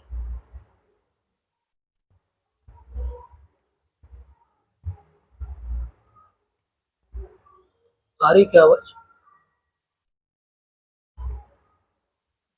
बस माता जी बीच में आवाज नहीं आ रही थी आपकी। मुझे अभी आ रही लगता है है प्रभु हाँ, जी? आप शायद वीडियो ऑफ कर देंगे तो आवाज आने लगेगी। जी जी माता जी जी। जी, जी माता। तो जी मेरा ये कहना है कि जैसे एक आइडियल गृहस्थ आश्रम में जो घर की जो महिला है उन्हें घर में रहना चाहिए ताकि बच्चों की देखभाल वगैरह अच्छे से हो सके।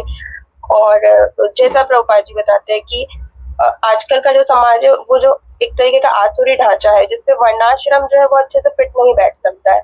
लेकिन हम ऐसे एक एनवायरनमेंट में पले बढ़े कि जहाँ हमारे पेरेंट्स भी नहीं चाहते कि हमने इतनी मेहनत से इन्हें पढ़ाया लिखाया है तो ये मतलब घर में रहे। तो मतलब एक तरीके से जो जब कोई प्रभु जी है या मतलब एक यंग लड़का है वो अगर टेम्पल ज्वाइन करना चाहते तो उन्हें जिन्हें डिफिकल्टीज फेस करनी पड़ती है मोर और लेस कुछ उसी टाइप की सिचुएशन भी फेस करनी पड़ती है गर्ल्स को भी। अब कि अगर वो चाहे कि हम आइडियल रूप से गृहस्थ आश्रम में जो उनका रोल है वो करें तो मतलब इस सिचुएशन को मतलब किस तरह से डील किया जाए या फिर हम ऐसा सोचे कि कुछ टाइम के बाद हम इस तरीके का आइडियल सिचुएशन जो हम सोच रहे हैं उसमें एंटर कर सके। लेकिन उसके लिए बहुत चीजें लाइक मेरे ख्याल से कि हमें उस तरीके की फाइनेंशियल प्लानिंग करनी चाहिए। पर जैसे कि वानप्रस्थ आश्रम आपने कहा लेकिन अब तो मतलब हमारी लाइफ भी उतनी नहीं है कि 50 के बाद हम वानप्रस्थ आश्रम जो आइडियल रूप से था प्लस हमारे बच्चे भी है उनकी जिम्मेदारी है। तो ये सब चीजों को देखते हुए हमें किस तरह से अपने लाइफ का जो फ्यूचर है वो डिजाइन करना चाहिए ताकि हम कुछ टाइम बाद शायद आइडियल गृहस्थ आश्रम जो है वो फॉलो कर सकें। Yes, Mataji. Very practical question, and I was hoping कि somebody will raise this point. I will tell you what I have understood from Prabhupada Varnashram system, practical application of it. एक तो हो गया जैसे आपने भी कहा एक आइडियल सिस्टम हो गया जो एक एज और टाइम पे था। एक वो हो गया कि उसमें से क्या क्या हम अच्छी चीज लेके आज हम अपने जीवन में अप्लाई कर सकते हैं और वही प्रैक्टिकल सोल्यूशन भी हो सकता है। क्योंकि अगर हम सोचेंगे कि नहीं हम पूरा वैसा का वैसा कॉपी पेस्ट करेंगे तो वो देश काल परिस्थिति में वैसा का वैसा कॉपी पेस्ट चलेगा भी नहीं, लोग भी एक्सेप्ट नहीं करेंगे और हम भी फेलियर हो जाएंगे। तो डेफिनेटली आजकल माताएं जो हैं वो भी बहुत मेहनत कर रही हैं, पढ़ रही हैं, and they are also doing so well in their job and everything, and they are putting so much efforts for it. तो डेफिनेटली उनको अपना जॉब करना चाहिए, कोशिश करना चाहिए। लेकिन हस्बैंड वाइफ दोनों में से किसी एक को, चाहे वो कोई भी हो, यहाँ जेंडर स्पेसिफिक बात नहीं है, लेकिन किसी एक को ये जिम्मेदारी लेनी पड़ेगी कि वो कैरियर में थोड़ा सा कम कॉन्शियस रहेगा और फैमिली पे वो ज़्यादा ध्यान देगा। ये अपने आप अपने लेवल पे इवॉल्व हो सकती है ये चीज़, डिपेंडिंग ऑन कि किसका कैसा जॉब प्रोफाइल है, या फिर अगर दोनों का जॉब प्रोफाइल इक्वल है तो उन्हें बैठ कर डिस्कस करके इस चीज़ को डिसाइड करना पड़ेगा कि ये वाली पर्टिकुलर जो जिम्मेदारी है ये कौन लेगा। क्योंकि ये एक अगर कोई डेफिनेशन और आप टेम्पलेट बना के आगे नहीं बढ़ोगे जीवन में तो वो बड़ा हेवायर रहेगा, बाय चांस रहेगा, हो सकता है क्लिक कर जाए तो कर जाएगा। लेकिन हमको अपनी ये इम्पोर्टेंस समझनी चाहिए कि हम गृहस्थ जीवन में अपने जो परिजन हैं उनको भक्ति में आगे बढ़ाने के लिए और स्वयं की भक्ति में पारंगत होने के लिए आए हैं। प्रैक्टिकली एक बहुत अच्छा लेक्चर है जिसमें आप इस्कॉन डिज़ायट्री पे सर्च करना तो आपको मिलेगा कि एक्चुअली गृहस्थ आश्रम भी क्या है, ब्रह्मचर्य ही है, पर वो नाम उसका गृहस्थ आश्रम, ये कॉन्सेप्ट है। महाराज ने एक लेक्चर लिया था तो वहाँ पे वो क्या समझा रहे हैं, वो ये समझा रहे हैं कि जैसे ब्रह्मचर्य में बहुत सारा त्याग करना पड़ता है, जैसे मंदिर में रहते हैं तो बहुत सारी चीज़ों को सहना पड़ता है, बहुत सारी चीज़ों पे ध्यान देना पड़ता है, बोले गृहस्थ आश्रम भी वैसा ही है। आप ये मत सोचो कि आप घर में रह रहे हो तो आप मंदिर में नहीं रह रहे हो, आप मंदिर में रह रहे हो और एक्स्ट्रा रिस्पॉन्सिबिलिटीज़ के साथ रह रहे हो, क्योंकि अब आपको अर्निंग की जिम्मेदारी भी आपके ऊपर डाल दी गई। तो इसलिए क्योंकि इकोनॉमिक पूरा ढांचा ऐसा बना हुआ है तो हस्बैंड वाइफ दोनों को काम करना पड़ेगा। लेकिन कोई एक अपने काम को थोड़ा सा बैक बर्नर पे रख के फैमिली पे ज़्यादा टाइम दे सकता है जिसके पास भी वो समय हो। अगर हम ऐसा नहीं करेंगे, दोनों अगर कट थ्रोट कॉम्पिटिशन में दौड़ेंगे तो फिर बच्चे को कौन देखेगा, और डेफिनेटली फिर बच्चे का एक टाइम है फॉर्मेशन का, वो टाइम निकल जाएगा तो उसके बाद बच्चे को बहुत सारी वैल्यूज़ हम सिखा नहीं पाएंगे। एज ए डिवोटी हमारी वैसे भी नीड्स रिक्वायरमेंट्स प्रभुपाद ने बहुत कम कर दी है। जब हमारी नीड्स और रिक्वायरमेंट कम है तो बहुत इजी है कि हम इस टेम्पलेट को फॉलो कर सकते हैं अगर हम कॉन्शियस होकर करें। जैसे एक बार अमोघ लीला प्रभु जी से किसी ने पूछा था कि प्रभु जी किसी और टॉपिक पे लेक्चर ले रहे थे, लेकिन उनसे पूछा था कि मैं ये जॉब कर रही हूँ, मैं बहुत बिजी हूँ, मुझे टाइम नहीं मिलता भक्ति करने का, ये वो। तो अमोघ लीला प्रभु जी ने सीधे आंसर दिया कि then you take job in which you get time to do your bhakti, क्योंकि यहाँ पे प्रायोरिटी भक्ति करना है, न कि जॉब करना। अगर हम भक्त होके भी वही cut throat competition rat race में दौड़ेंगे जो बाकी सब दौड़ रहे हैं, तो हम में और उनमें अंतर क्या रहेगा? फिर तो हम बोलने के लिए भक्त हो गए बस। तो इसलिए कॉन्शियसली हमको डिसाइड करना पड़ेगा। जैसा आपने भी कहा फाइनेंशियल प्लानिंग, हम कभी इस पे बहुत प्रॉपर्ली डिस्कस कर सकते हैं कि गृहस्थ आश्रम में फाइनेंशियल प्लानिंग किस तरह से करनी चाहिए, ताकि आप, अगर आप पूरी तरीके से वर्ण आश्रम को फॉलो नहीं भी कर पाओ, आप एक एज के बाद वानप्रस्थ नहीं भी ले पाओ, तब भी आपके पास ऐसा रहे कि अब एक इतना हो गया है कि अब मुझे दौड़ने की ज़रूरत नहीं है अर्निंग के लिए, मैं ज़्यादा टाइम अपना भक्ति में डिवोट कर सकता हूँ। और आजकल बहुत सारे ऐसे टेम्पलेट हैं, अगर आप अच्छे से उनको फॉलो करोगे तो ये सब कर पाना कोई बहुत मुश्किल बात नहीं है। लेकिन बात ये कि सबको अपनी नीड्स रिक्वायरमेंट्स को कम करना पड़ेगा, सबको प्रायोरिटी में भक्ति को रखना पड़ेगा, और दोनों पार्टनर्स को आपस में आके सामंजस्य करके समझना पड़ेगा कि कैसे हम इस चीज़ को करें कि हम परिवार पे भी ध्यान दे पाएँ और भक्ति पे भी ध्यान दे पाएँ, साथ में अपना करियर ओरिएंटेड जो भी है वो कर पाएँ। बहुत करियर कॉन्शियस होने से कभी-कभी ऑब्वियसली कुछ प्रॉब्लम्स हो सकती है। बहुत कम लोग होंगे ऐसे जो बहुत अच्छा करेंगे हस्बैंड वाइफ दोनों और उसके बाद भी बच्चों पे ध्यान दे सकते हैं। अगर उनकी उतना कैलिबर है और वो कर पाते हैं तो हैट्स ऑफ टू देम, कर सकते हो। लेकिन एक एवरेज पर्सन के लिए उसको कहीं न कहीं अपनी प्रायोरिटीज़ को सेट करना पड़ेगा। किसी एक को ज़्यादा ध्यान है, किसी एक जगह देना पड़ेगा। ठीक है माता जी? नहीं तो वही होगा कि हम उग्र कर्म कर रहे हैं और वहीं पे फँसे हुए हैं, तो उसका आउटकम कुछ नहीं निकलेगा। Yes yes, thank you Prabhu ji. Okay, तो थैंक जी मैं एक और यू। जी माता जी।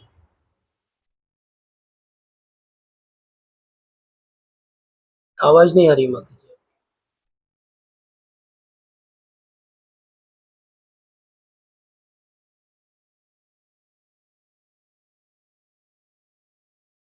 हरे कृष्णा, आवाज़ नहीं आ रही आपकी।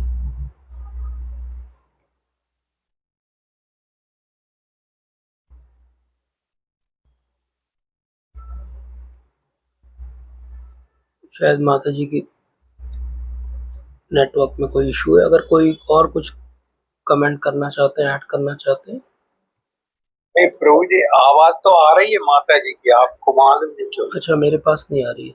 क्या कह रही है माता जी? What she says? Prabhu ji आवाज आ रही है मेरी? अब आ रही है, अब आ रही है।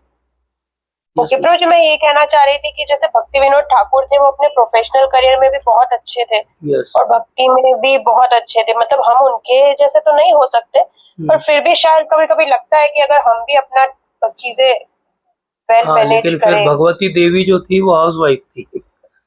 मैं वही पॉइंट कह रहा हूँ कि किसी एक को तो परिवार पे ध्यान देने के लिए कुछ सेक्रीफाइस करना पड़ेगा।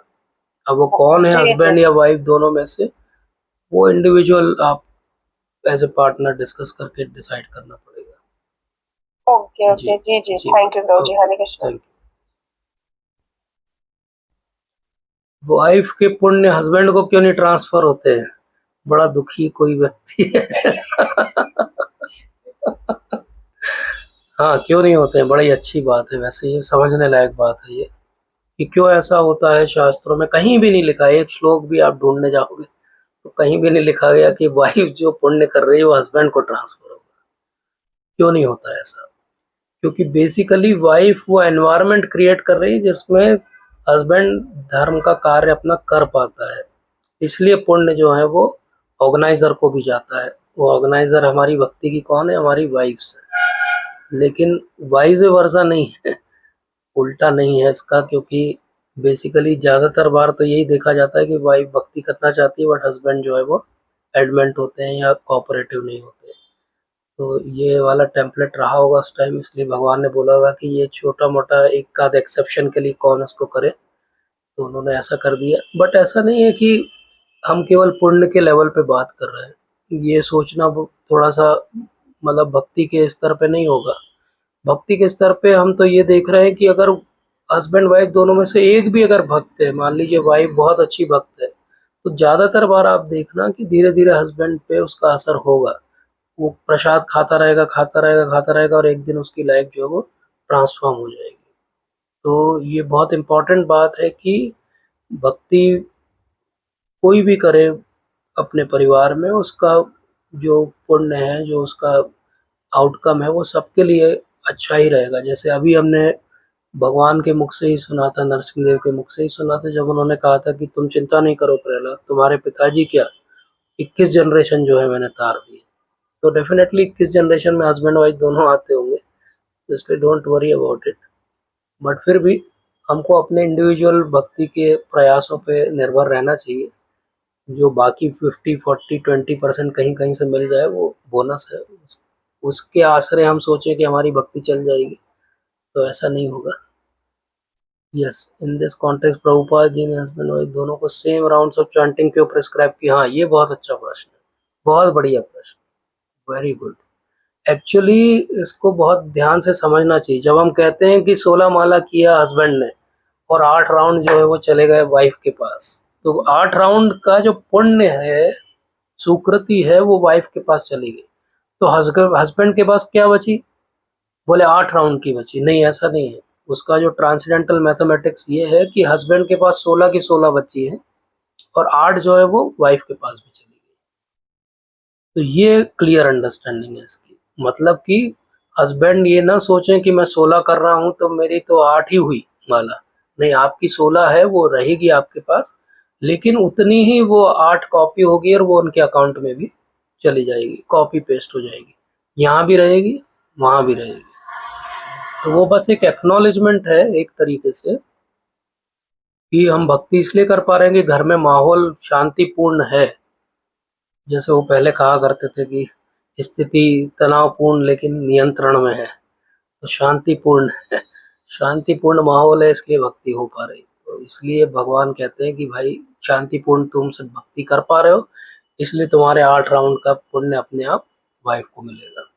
तो ये रीज़न है। तो इसका प्रॉपर अंडरस्टैंडिंग यही है कि हस्बैंड के पास 16 की 16 बची रहेंगी, उनका हाफ नहीं हुआ है। इसलिए प्रभुपाद ने बोला दोनों 16 करो, दोनों 16 करो, तुम्हारा 16 तुम्हारे पास, उसका 16 उसके पास, क्योंकि इंडिविजुअली हम इंडिविजुअल सोल्स हैं।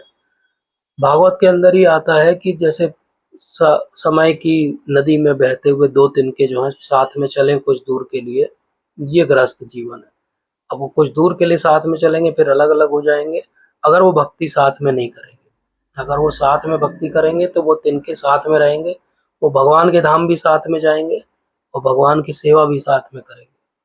तो ये हमको डिसाइड करना है कि कैसे उसको करना है। जैसे कहते हैं हमारे यहाँ बहुत कॉमन 7 जन्म का वो रहता है, साथ रहता है हस्बैंड वाइफ का। तो 7 लाइफ टाइम्स तक जो है वो वाइफ कोशिश करती है हस्बैंड को चेंज करने के लिए। जब 7 जन्म में भी हस्बैंड चेंज नहीं होता है तो then she changes the partner, ये ऐसा कहा जाता है। तो और अगर 7 जन्म में वो दोनों साथ में भक्ति कर लेते हैं तो भगवान के धाम चले जाते हैं। तो ये अंडरस्टैंडिंग है उसकी। तो आई थिंक अगर और कोई प्रश्न नहीं हो तो हम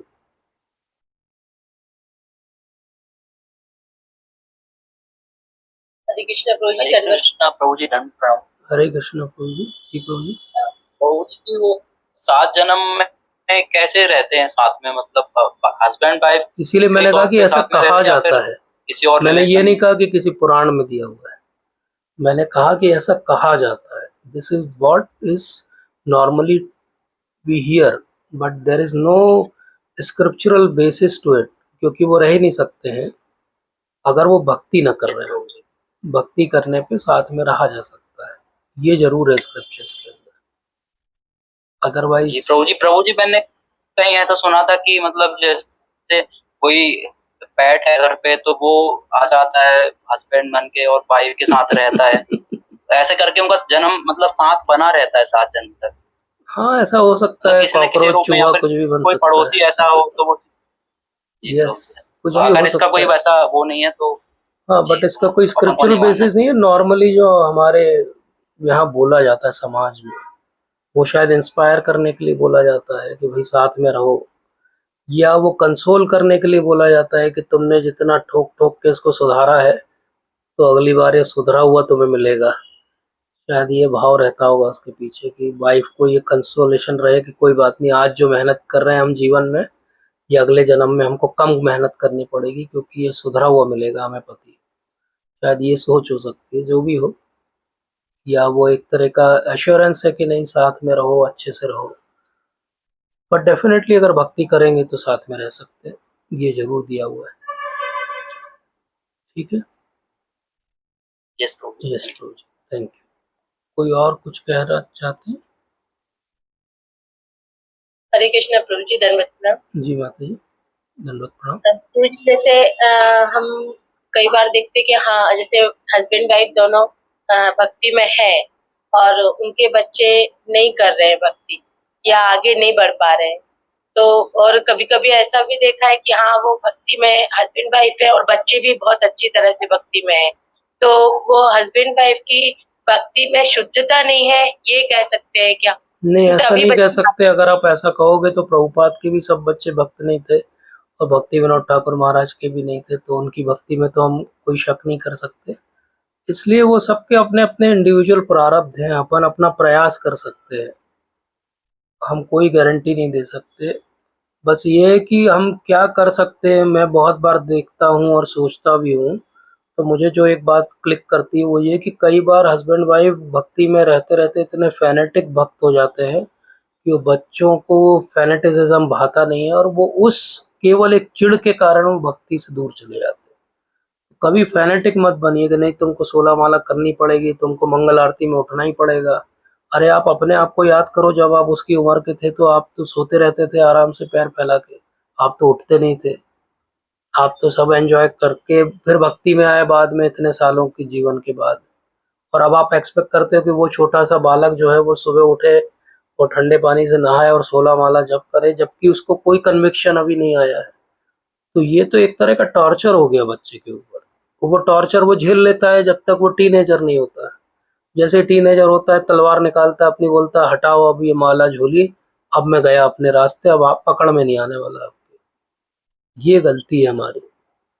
फैनेटिक मत बनिए। जितना बच्चा कर रहा है उसको इंस्पायर करिए, उसको एप्रिशिएट करिए, जितना वो कर सकता है, जो उसके प्रारब्ध होंगे वो करेगा।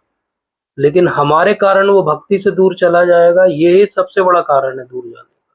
जब हम बहुत खींच के उसको पास लाएँगे वो दूर चला जाएगा। आप उसको चॉइस दे दीजिए, बेटा ये अच्छी चीज़ है, अगर तुमको अच्छी लगती है तो करो। जितनी अच्छी लगती हो उतनी करो। जो चीज़ इसमें अच्छी लगती है वो करो। तुमको म्यूज़िक पसंद है, तुम मृदंग बजाओ। तुमको गाना पसंद है, देखो इतने अच्छे भजन है, इनको गाओ। तुमको पढ़ना पसंद है, ये किताबें हम ला के देते हैं, तुम इनको पढ़ो। हम केवल फैसिलिटेटर बन सकते हैं। हम ये एक्सपेक्ट करें क्योंकि हम सो कॉल्ड भक्ति कर रहे हैं तो हम भी कितनी भक्ति कर रहे हैं वो हमको मालूम है। और फिर हम सोचें कि नहीं, हम बच्चे को एक ट्रॉफी की तरह यूज़ करेंगे, देखो हमारा बच्चा 16 माला करता है, 7 साल का है। ये ट्रॉफी है। ये ना बच्चा आगे 16 माला करेगा, ना हमारी ट्रॉफी हमारे पास रहने वाली। ज़्यादा अच्छा है उसको फ्री छोड़ दिया जाए, जैसे हमको फ्री छोड़ा था हमारे पेरेंट्स ने। वो सब चीज़ एक्सप्लोर करे और फिर उसके बाद आके रुक जाए कि हाँ, ये मुझे अच्छा लगता है इसलिए मैं करता हूँ। जहाँ-जहाँ फ़ोर्स होगा वहाँ भक्ति कहाँ से होगी? और ज़्यादातर जब हस्बैंड वाइफ दोनों भक्त होते हैं तो परिवार में एक फ़ोर्स होता है बच्चों के ऊपर कि यही करना है हमको। वैसे जैसे कि नॉर्मली होता है कि हस्बैंड वाइफ दोनों डॉक्टर हैं तो बच्चे पे फ़ोर्स है कि डॉक्टर बने, दोनों लॉयर हैं तो बच्चे पे फ़ोर्स है लॉयर बने, बड़े बिज़नेसमैन हैं तो बच्चे पे फ़ोर्स है, पीयर प्रेशर है, फैमिली का प्रेशर है, बिज़नेस करना है तुमको। वैसे ही भक्तों के समाज में एक पीयर प्रेशर है, नहीं बच्चे को भक्त बनाना ही पड़ेगा, नहीं तो आप फेल हो गए एज़ अ पेरेंट। अरे वो एक इंडिविजुअल सोल है, जब प्रभुपाद के सब बच्चे भक्त नहीं बने, जब भक्ति विनोद ठाकुर महाराज के नहीं बने तो आप उनसे बड़े भक्त हो क्या, कि आपके बच्चे बन जाएँगे? आप उनको फैसिलिटेट करो और भूल जाओ उसके बाद। उनको अपने रास्ते जाने दो, उनको अपनी खुशियाँ ढूँढने दो, उनको जो अच्छा लगेगा एक्सप्लोर करने दो, जब तक वो अपने आप को हार्म नहीं कर रहे, साइकोलॉजिकली, फिजिकली, तब आप एज ए गार्जियन उनको रोको। लेकिन अदरवाइज वो स्पिरिचुअलिटी में अगर एक्सपेरिमेंट करना चाहते हैं, करने दो उनको, कोई प्रॉब्लम नहीं। This is my take on it. मैं ये नहीं कह रहा कि ये कोई शास्त्रों की बात मैं कर रहा हूँ, लेकिन जितना मैं बच्चों की साइकोलॉजी को समझता हूँ, this is the way we should deal with that. उसको गेम खेलना अच्छा लगता है, खेलने दो उसको। क्रिकेट खेलना अच्छा लगता है, क्रिकेट खेलने दो उसको। टेनिस अच्छा लगता है, टेनिस खेलने दो। अब कोई बोले नहीं मेरे पिताजी टेनिस प्लेयर थे वर्ल्ड क्लास, तो तुम भी टेनिस ही खेलोगे, तो ऐसा तो नहीं होता ना। सचिन तेंदुलकर का बच्चे को फोर्स करके उन्होंने क्रिकेट खिलाया तो क्या वो बहुत बड़ा प्लेयर बन गया? नहीं बना। किसी बड़े एक्टर के बच्चे को फोर्स करके फिल्म दिला दी जाती तो क्या वो सक्सेसफुल एक्टर बन जाता है? नहीं होता है, डेफिनेटली नहीं होता है। क्योंकि एक्चुअली वो बहुत सारे मल्टीफैक्टोरियल रीजन से कोई डिवोटी बनता है। हम बोले कि हमने फैसिलिटेट कर दिया इसलिए उसको भक्त बना के छोड़ेंगे, क्योंकि हमारी नाक कट जाएगी अगर वो भक्त नहीं बना, तो ये तो हमारा ईगो है कि हम उसको भक्त इसलिए नहीं बना रहे कि उसकी बेहतरी हो, हम इसलिए भक्त बना रहे हैं कि मेरी ईगो सेटिस्फाई हो जाए कि देखो हमारे परिवार में हमने सबको भक्त बना। तो this is my take on it. We should take it easy. कोई बात नहीं, जो भक्त बनेगा बनेगा, जो नहीं बनेगा नहीं बनेगा। आप और हम कोई ऊपर बैठे जज नहीं है जो जज करे। हम अपने आप को जज करें और बाकी सबके लिए लॉयर बन जाए। मतलब कि हमारी जो गलती है उसको जज करें और बाकी सबके लिए हम पैरवी करें कि नहीं नहीं ये भी अच्छा है, ये भी ठीक है, करने दो उसको। This is what I think it should be. ठीक है माता जी? जी प्रभु। जी, प्रभु जी, जैसे जैसे हस्बैंड की भक्ति का फल वाइफ को मिलता है, तो ना everybody is interested in this topic. फिर तो हस्बैंड वाइफ की भक्ति का फल बच्चों को भी मिलता है क्या, या हाँ, बच्चों एक एनवायरनमेंट के रूप में मिलता है, लेकिन परसेंटेज के रूप में ऐसा तो मैंने कभी नहीं पढ़ा कि मिलता है। लेकिन डेफिनेटली कर्मों का फल मिलता है, वो जरूर दिया गया है कर्म की थ्योरी में। तो वो जरूर है कि जो बच्चा जब तक एक्चुअली 14-15 ईयर्स का नहीं होता है, तब तक वो जो कुछ भी कर रहा है, सही या गलत, उस सब की जिम्मेदारी पेरेंट्स की है और मेनली फादर पे आती है। ये कर्म की थ्योरी में लिखा हुआ है। मतलब अगर वो गलत कर दे, अगर मान लीजिए गलती से उससे कोई मर्डर हो जाए, तो कर्म की थ्योरी के हिसाब से वो मर्डर का चार्ज जो है फादर के ऊपर आएगा, चाहे समाज और लॉ के हिसाब से नहीं आएगा। क्यों ऐसा होगा? ऐसा इसलिए होगा क्योंकि उसको सही संस्कार नहीं दिए गए। हाँ, एक एज के बाद वो फ्री है, अपने कर्म वो झेलेगा, लेकिन तब तक हमारी जिम्मेदारी थी, तो हमारे ऊपर आएगा। इनफैक्ट उसमें कर्म का एक हिस्सा जो है वो उसके टीचर पे भी आएगा। एक कर्म का हिस्सा वहाँ का जो एडमिनिस्ट्रेटर होगा, लीडर होगा, स्पिरिचुअल लीडर होगा, जो वहाँ का राजा होगा, ये दिया हुआ है शास्त्रों में। तो बहुत कठिन है कि अगर बच्चा कोई गलती करता है, आज भी जुवेनाइल कोर्ट्स होते हैं अलग से बच्चों के लिए। आज भी जैसे वो पुणे में उसने वो अ, तेज गाड़ी चलाई और एक्सीडेंट हो गया और 2 लोग मृत्यु को प्राप्त हो गए, तो क्या हुआ? उसके दादाजी, उसके पिताजी सब जेल चले गए। क्यों? क्योंकि वो नाबालिग व्यक्ति को अगर आपने गाड़ी दी है तो किस हैसियत से दी थी? तो वही बात कर्म की थ्योरी में भी है कि अगर उसने कोई गलती की है बच्चे ने, जो कि बहुत बड़ा एक्ट है कोई गलती का, तो उसकी जिम्मेदारी पेरेंट्स की आएगी। लेकिन पेरेंट्स कुछ अच्छा कर रहे हैं तो उसका परसेंटेज ऐसे नहीं मिलेगा उसे भक्ति का, लेकिन एक एनवायरनमेंट के रूप में मिलेगा। माहौल अच्छा है, भक्ति का है, तो चांस ज़्यादा रहेंगे कि वो भक्त बन जाए। जब तक हम उस पर फोर्स नहीं करेंगे, उसके गले के अंदर ठूसेंगे भक्ति को, तो वो नहीं एक्सेप्ट करेगा। उसको चॉइस दे देंगे कि तुम करो जो अच्छा लगता है, तो वो हो सकता है कि एक्सेप्ट कर ले। बट ये कोई गारंटी नहीं है कि हम भक्त हैं तो हमारा बच्चा भक्त बनेगा। इनफैक्ट प्रोबेबिलिटी कम ही होती है कि ऐसा होगा। ठीक है माता जी? जी जी, थैंक यू। yes, प्रभु। तो आज हरे का कृष्ण। हरे कृष्णा, तो आज काफ़ी समय हो गया। क्या लिखा प्रभु जी ने? प्रभु जी गृहस्थ आश्रम में भक्ति से ज़्यादा भविष्य की चिंता रहती है और भविष्य की प्लानिंग ज़्यादा समय चला जाता है। यस, ये तो बिल्कुल सही बात है। ये सही बात है, इसीलिए भक्तों का संग बहुत महत्वपूर्ण है। भक्तों का संग हमें सिखाता है, एक टेम्पलेट देता है कि हमारे आसपास हो सकता है कोई बहुत अच्छे गृहस्थ हो जो अच्छे से भक्ति कर रहे हो, तो हम उनसे इंस्पायर हो सकते हैं और जहाँ तक बात है कि भविष्य की चिंता में, तो चिंता करने से कुछ भी नहीं होता। अगर आप भक्त हो तो आपको वैसे भी चिंता नहीं करनी चाहिए, भगवान सब ध्यान रखेंगे। अपनी प्लानिंग करनी चाहिए, प्लानिंग करने में ज़्यादा समय नहीं लगता है, ज़्यादा एनर्जी भी नहीं लगती। प्लानिंग तो एक बार हो गई तो हो गई, बाकी तो जो है वो चिंता है, व्यर्थ की बातें हैं। हमें बहुत सारा एक्यूमुलेट करने की आदत पड़ गई है समाज के कारण, ये भी चाहिए वो भी चाहिए, इसलिए हम सब दुखी हैं। तो हम में से किसी के पास भी कोई चीज़ की कमी नहीं है, लेकिन किस चीज़ की कमी है? संतोष की कमी है। और गृहस्थ जीवन का आरंभ भी संतोष से होता है। वो तो कहते हैं कि ऐसा होना चाहिए गृहस्थ को कि घर में अगर कोई चूहा है, अगर कोई चींटी है, तो उसको भी सोचना चाहिए कि ये मेरे पुत्रों के समान है। पुत्रों के समान बोला गया भागवत में। उतनी केयर करो उनकी, उनके भी भोजन का ध्यान रखो। गृहस्थ का अर्थ होता था कि वो भोजन लेने बैठे, पहले अपनी गेट पे जाए और दोनों तरफ देखे और आवाज लगाए कोई भूखा तो नहीं है। और अगर कोई एक व्यक्ति भी आ जाए बोले मैं भूखा हूं, तो वो अपना भोजन उसको दे। ये होता था गृहस्थ। गृहस्थ का अर्थ ही होता था दान देना, तपस्या करना। लेकिन आज वो सब चला गया, इसलिए अब हम आज के सत्र को यहीं विराम देते हैं। अगली बार हम और विस्तार से अगर संभव हुआ तो डिस्कस करेंगे कि कैसे गृहस्थ जीवन में प्लानिंग करनी चाहिए। वैसे हम अगली बार 8th कैंटो आरंभ करेंगे। तो आप सबकी कृपा से और श्रील प्रभुपाद की आशीर्वाद से हम 7th कैंटो को समाप्त कर पाए। आप सबके सानिध्य के लिए, आप सबके संग के लिए बहुत बहुत धन्यवाद। और अब आप सबकी कृपा की याचना, ताकि हम अगली बार 8th कैंटो में प्रवेश कर पाए। Thank you so much. Hare Krishna. Srila Prabhupada की जय। ग्रंथराज श्रीमद् भागवतम की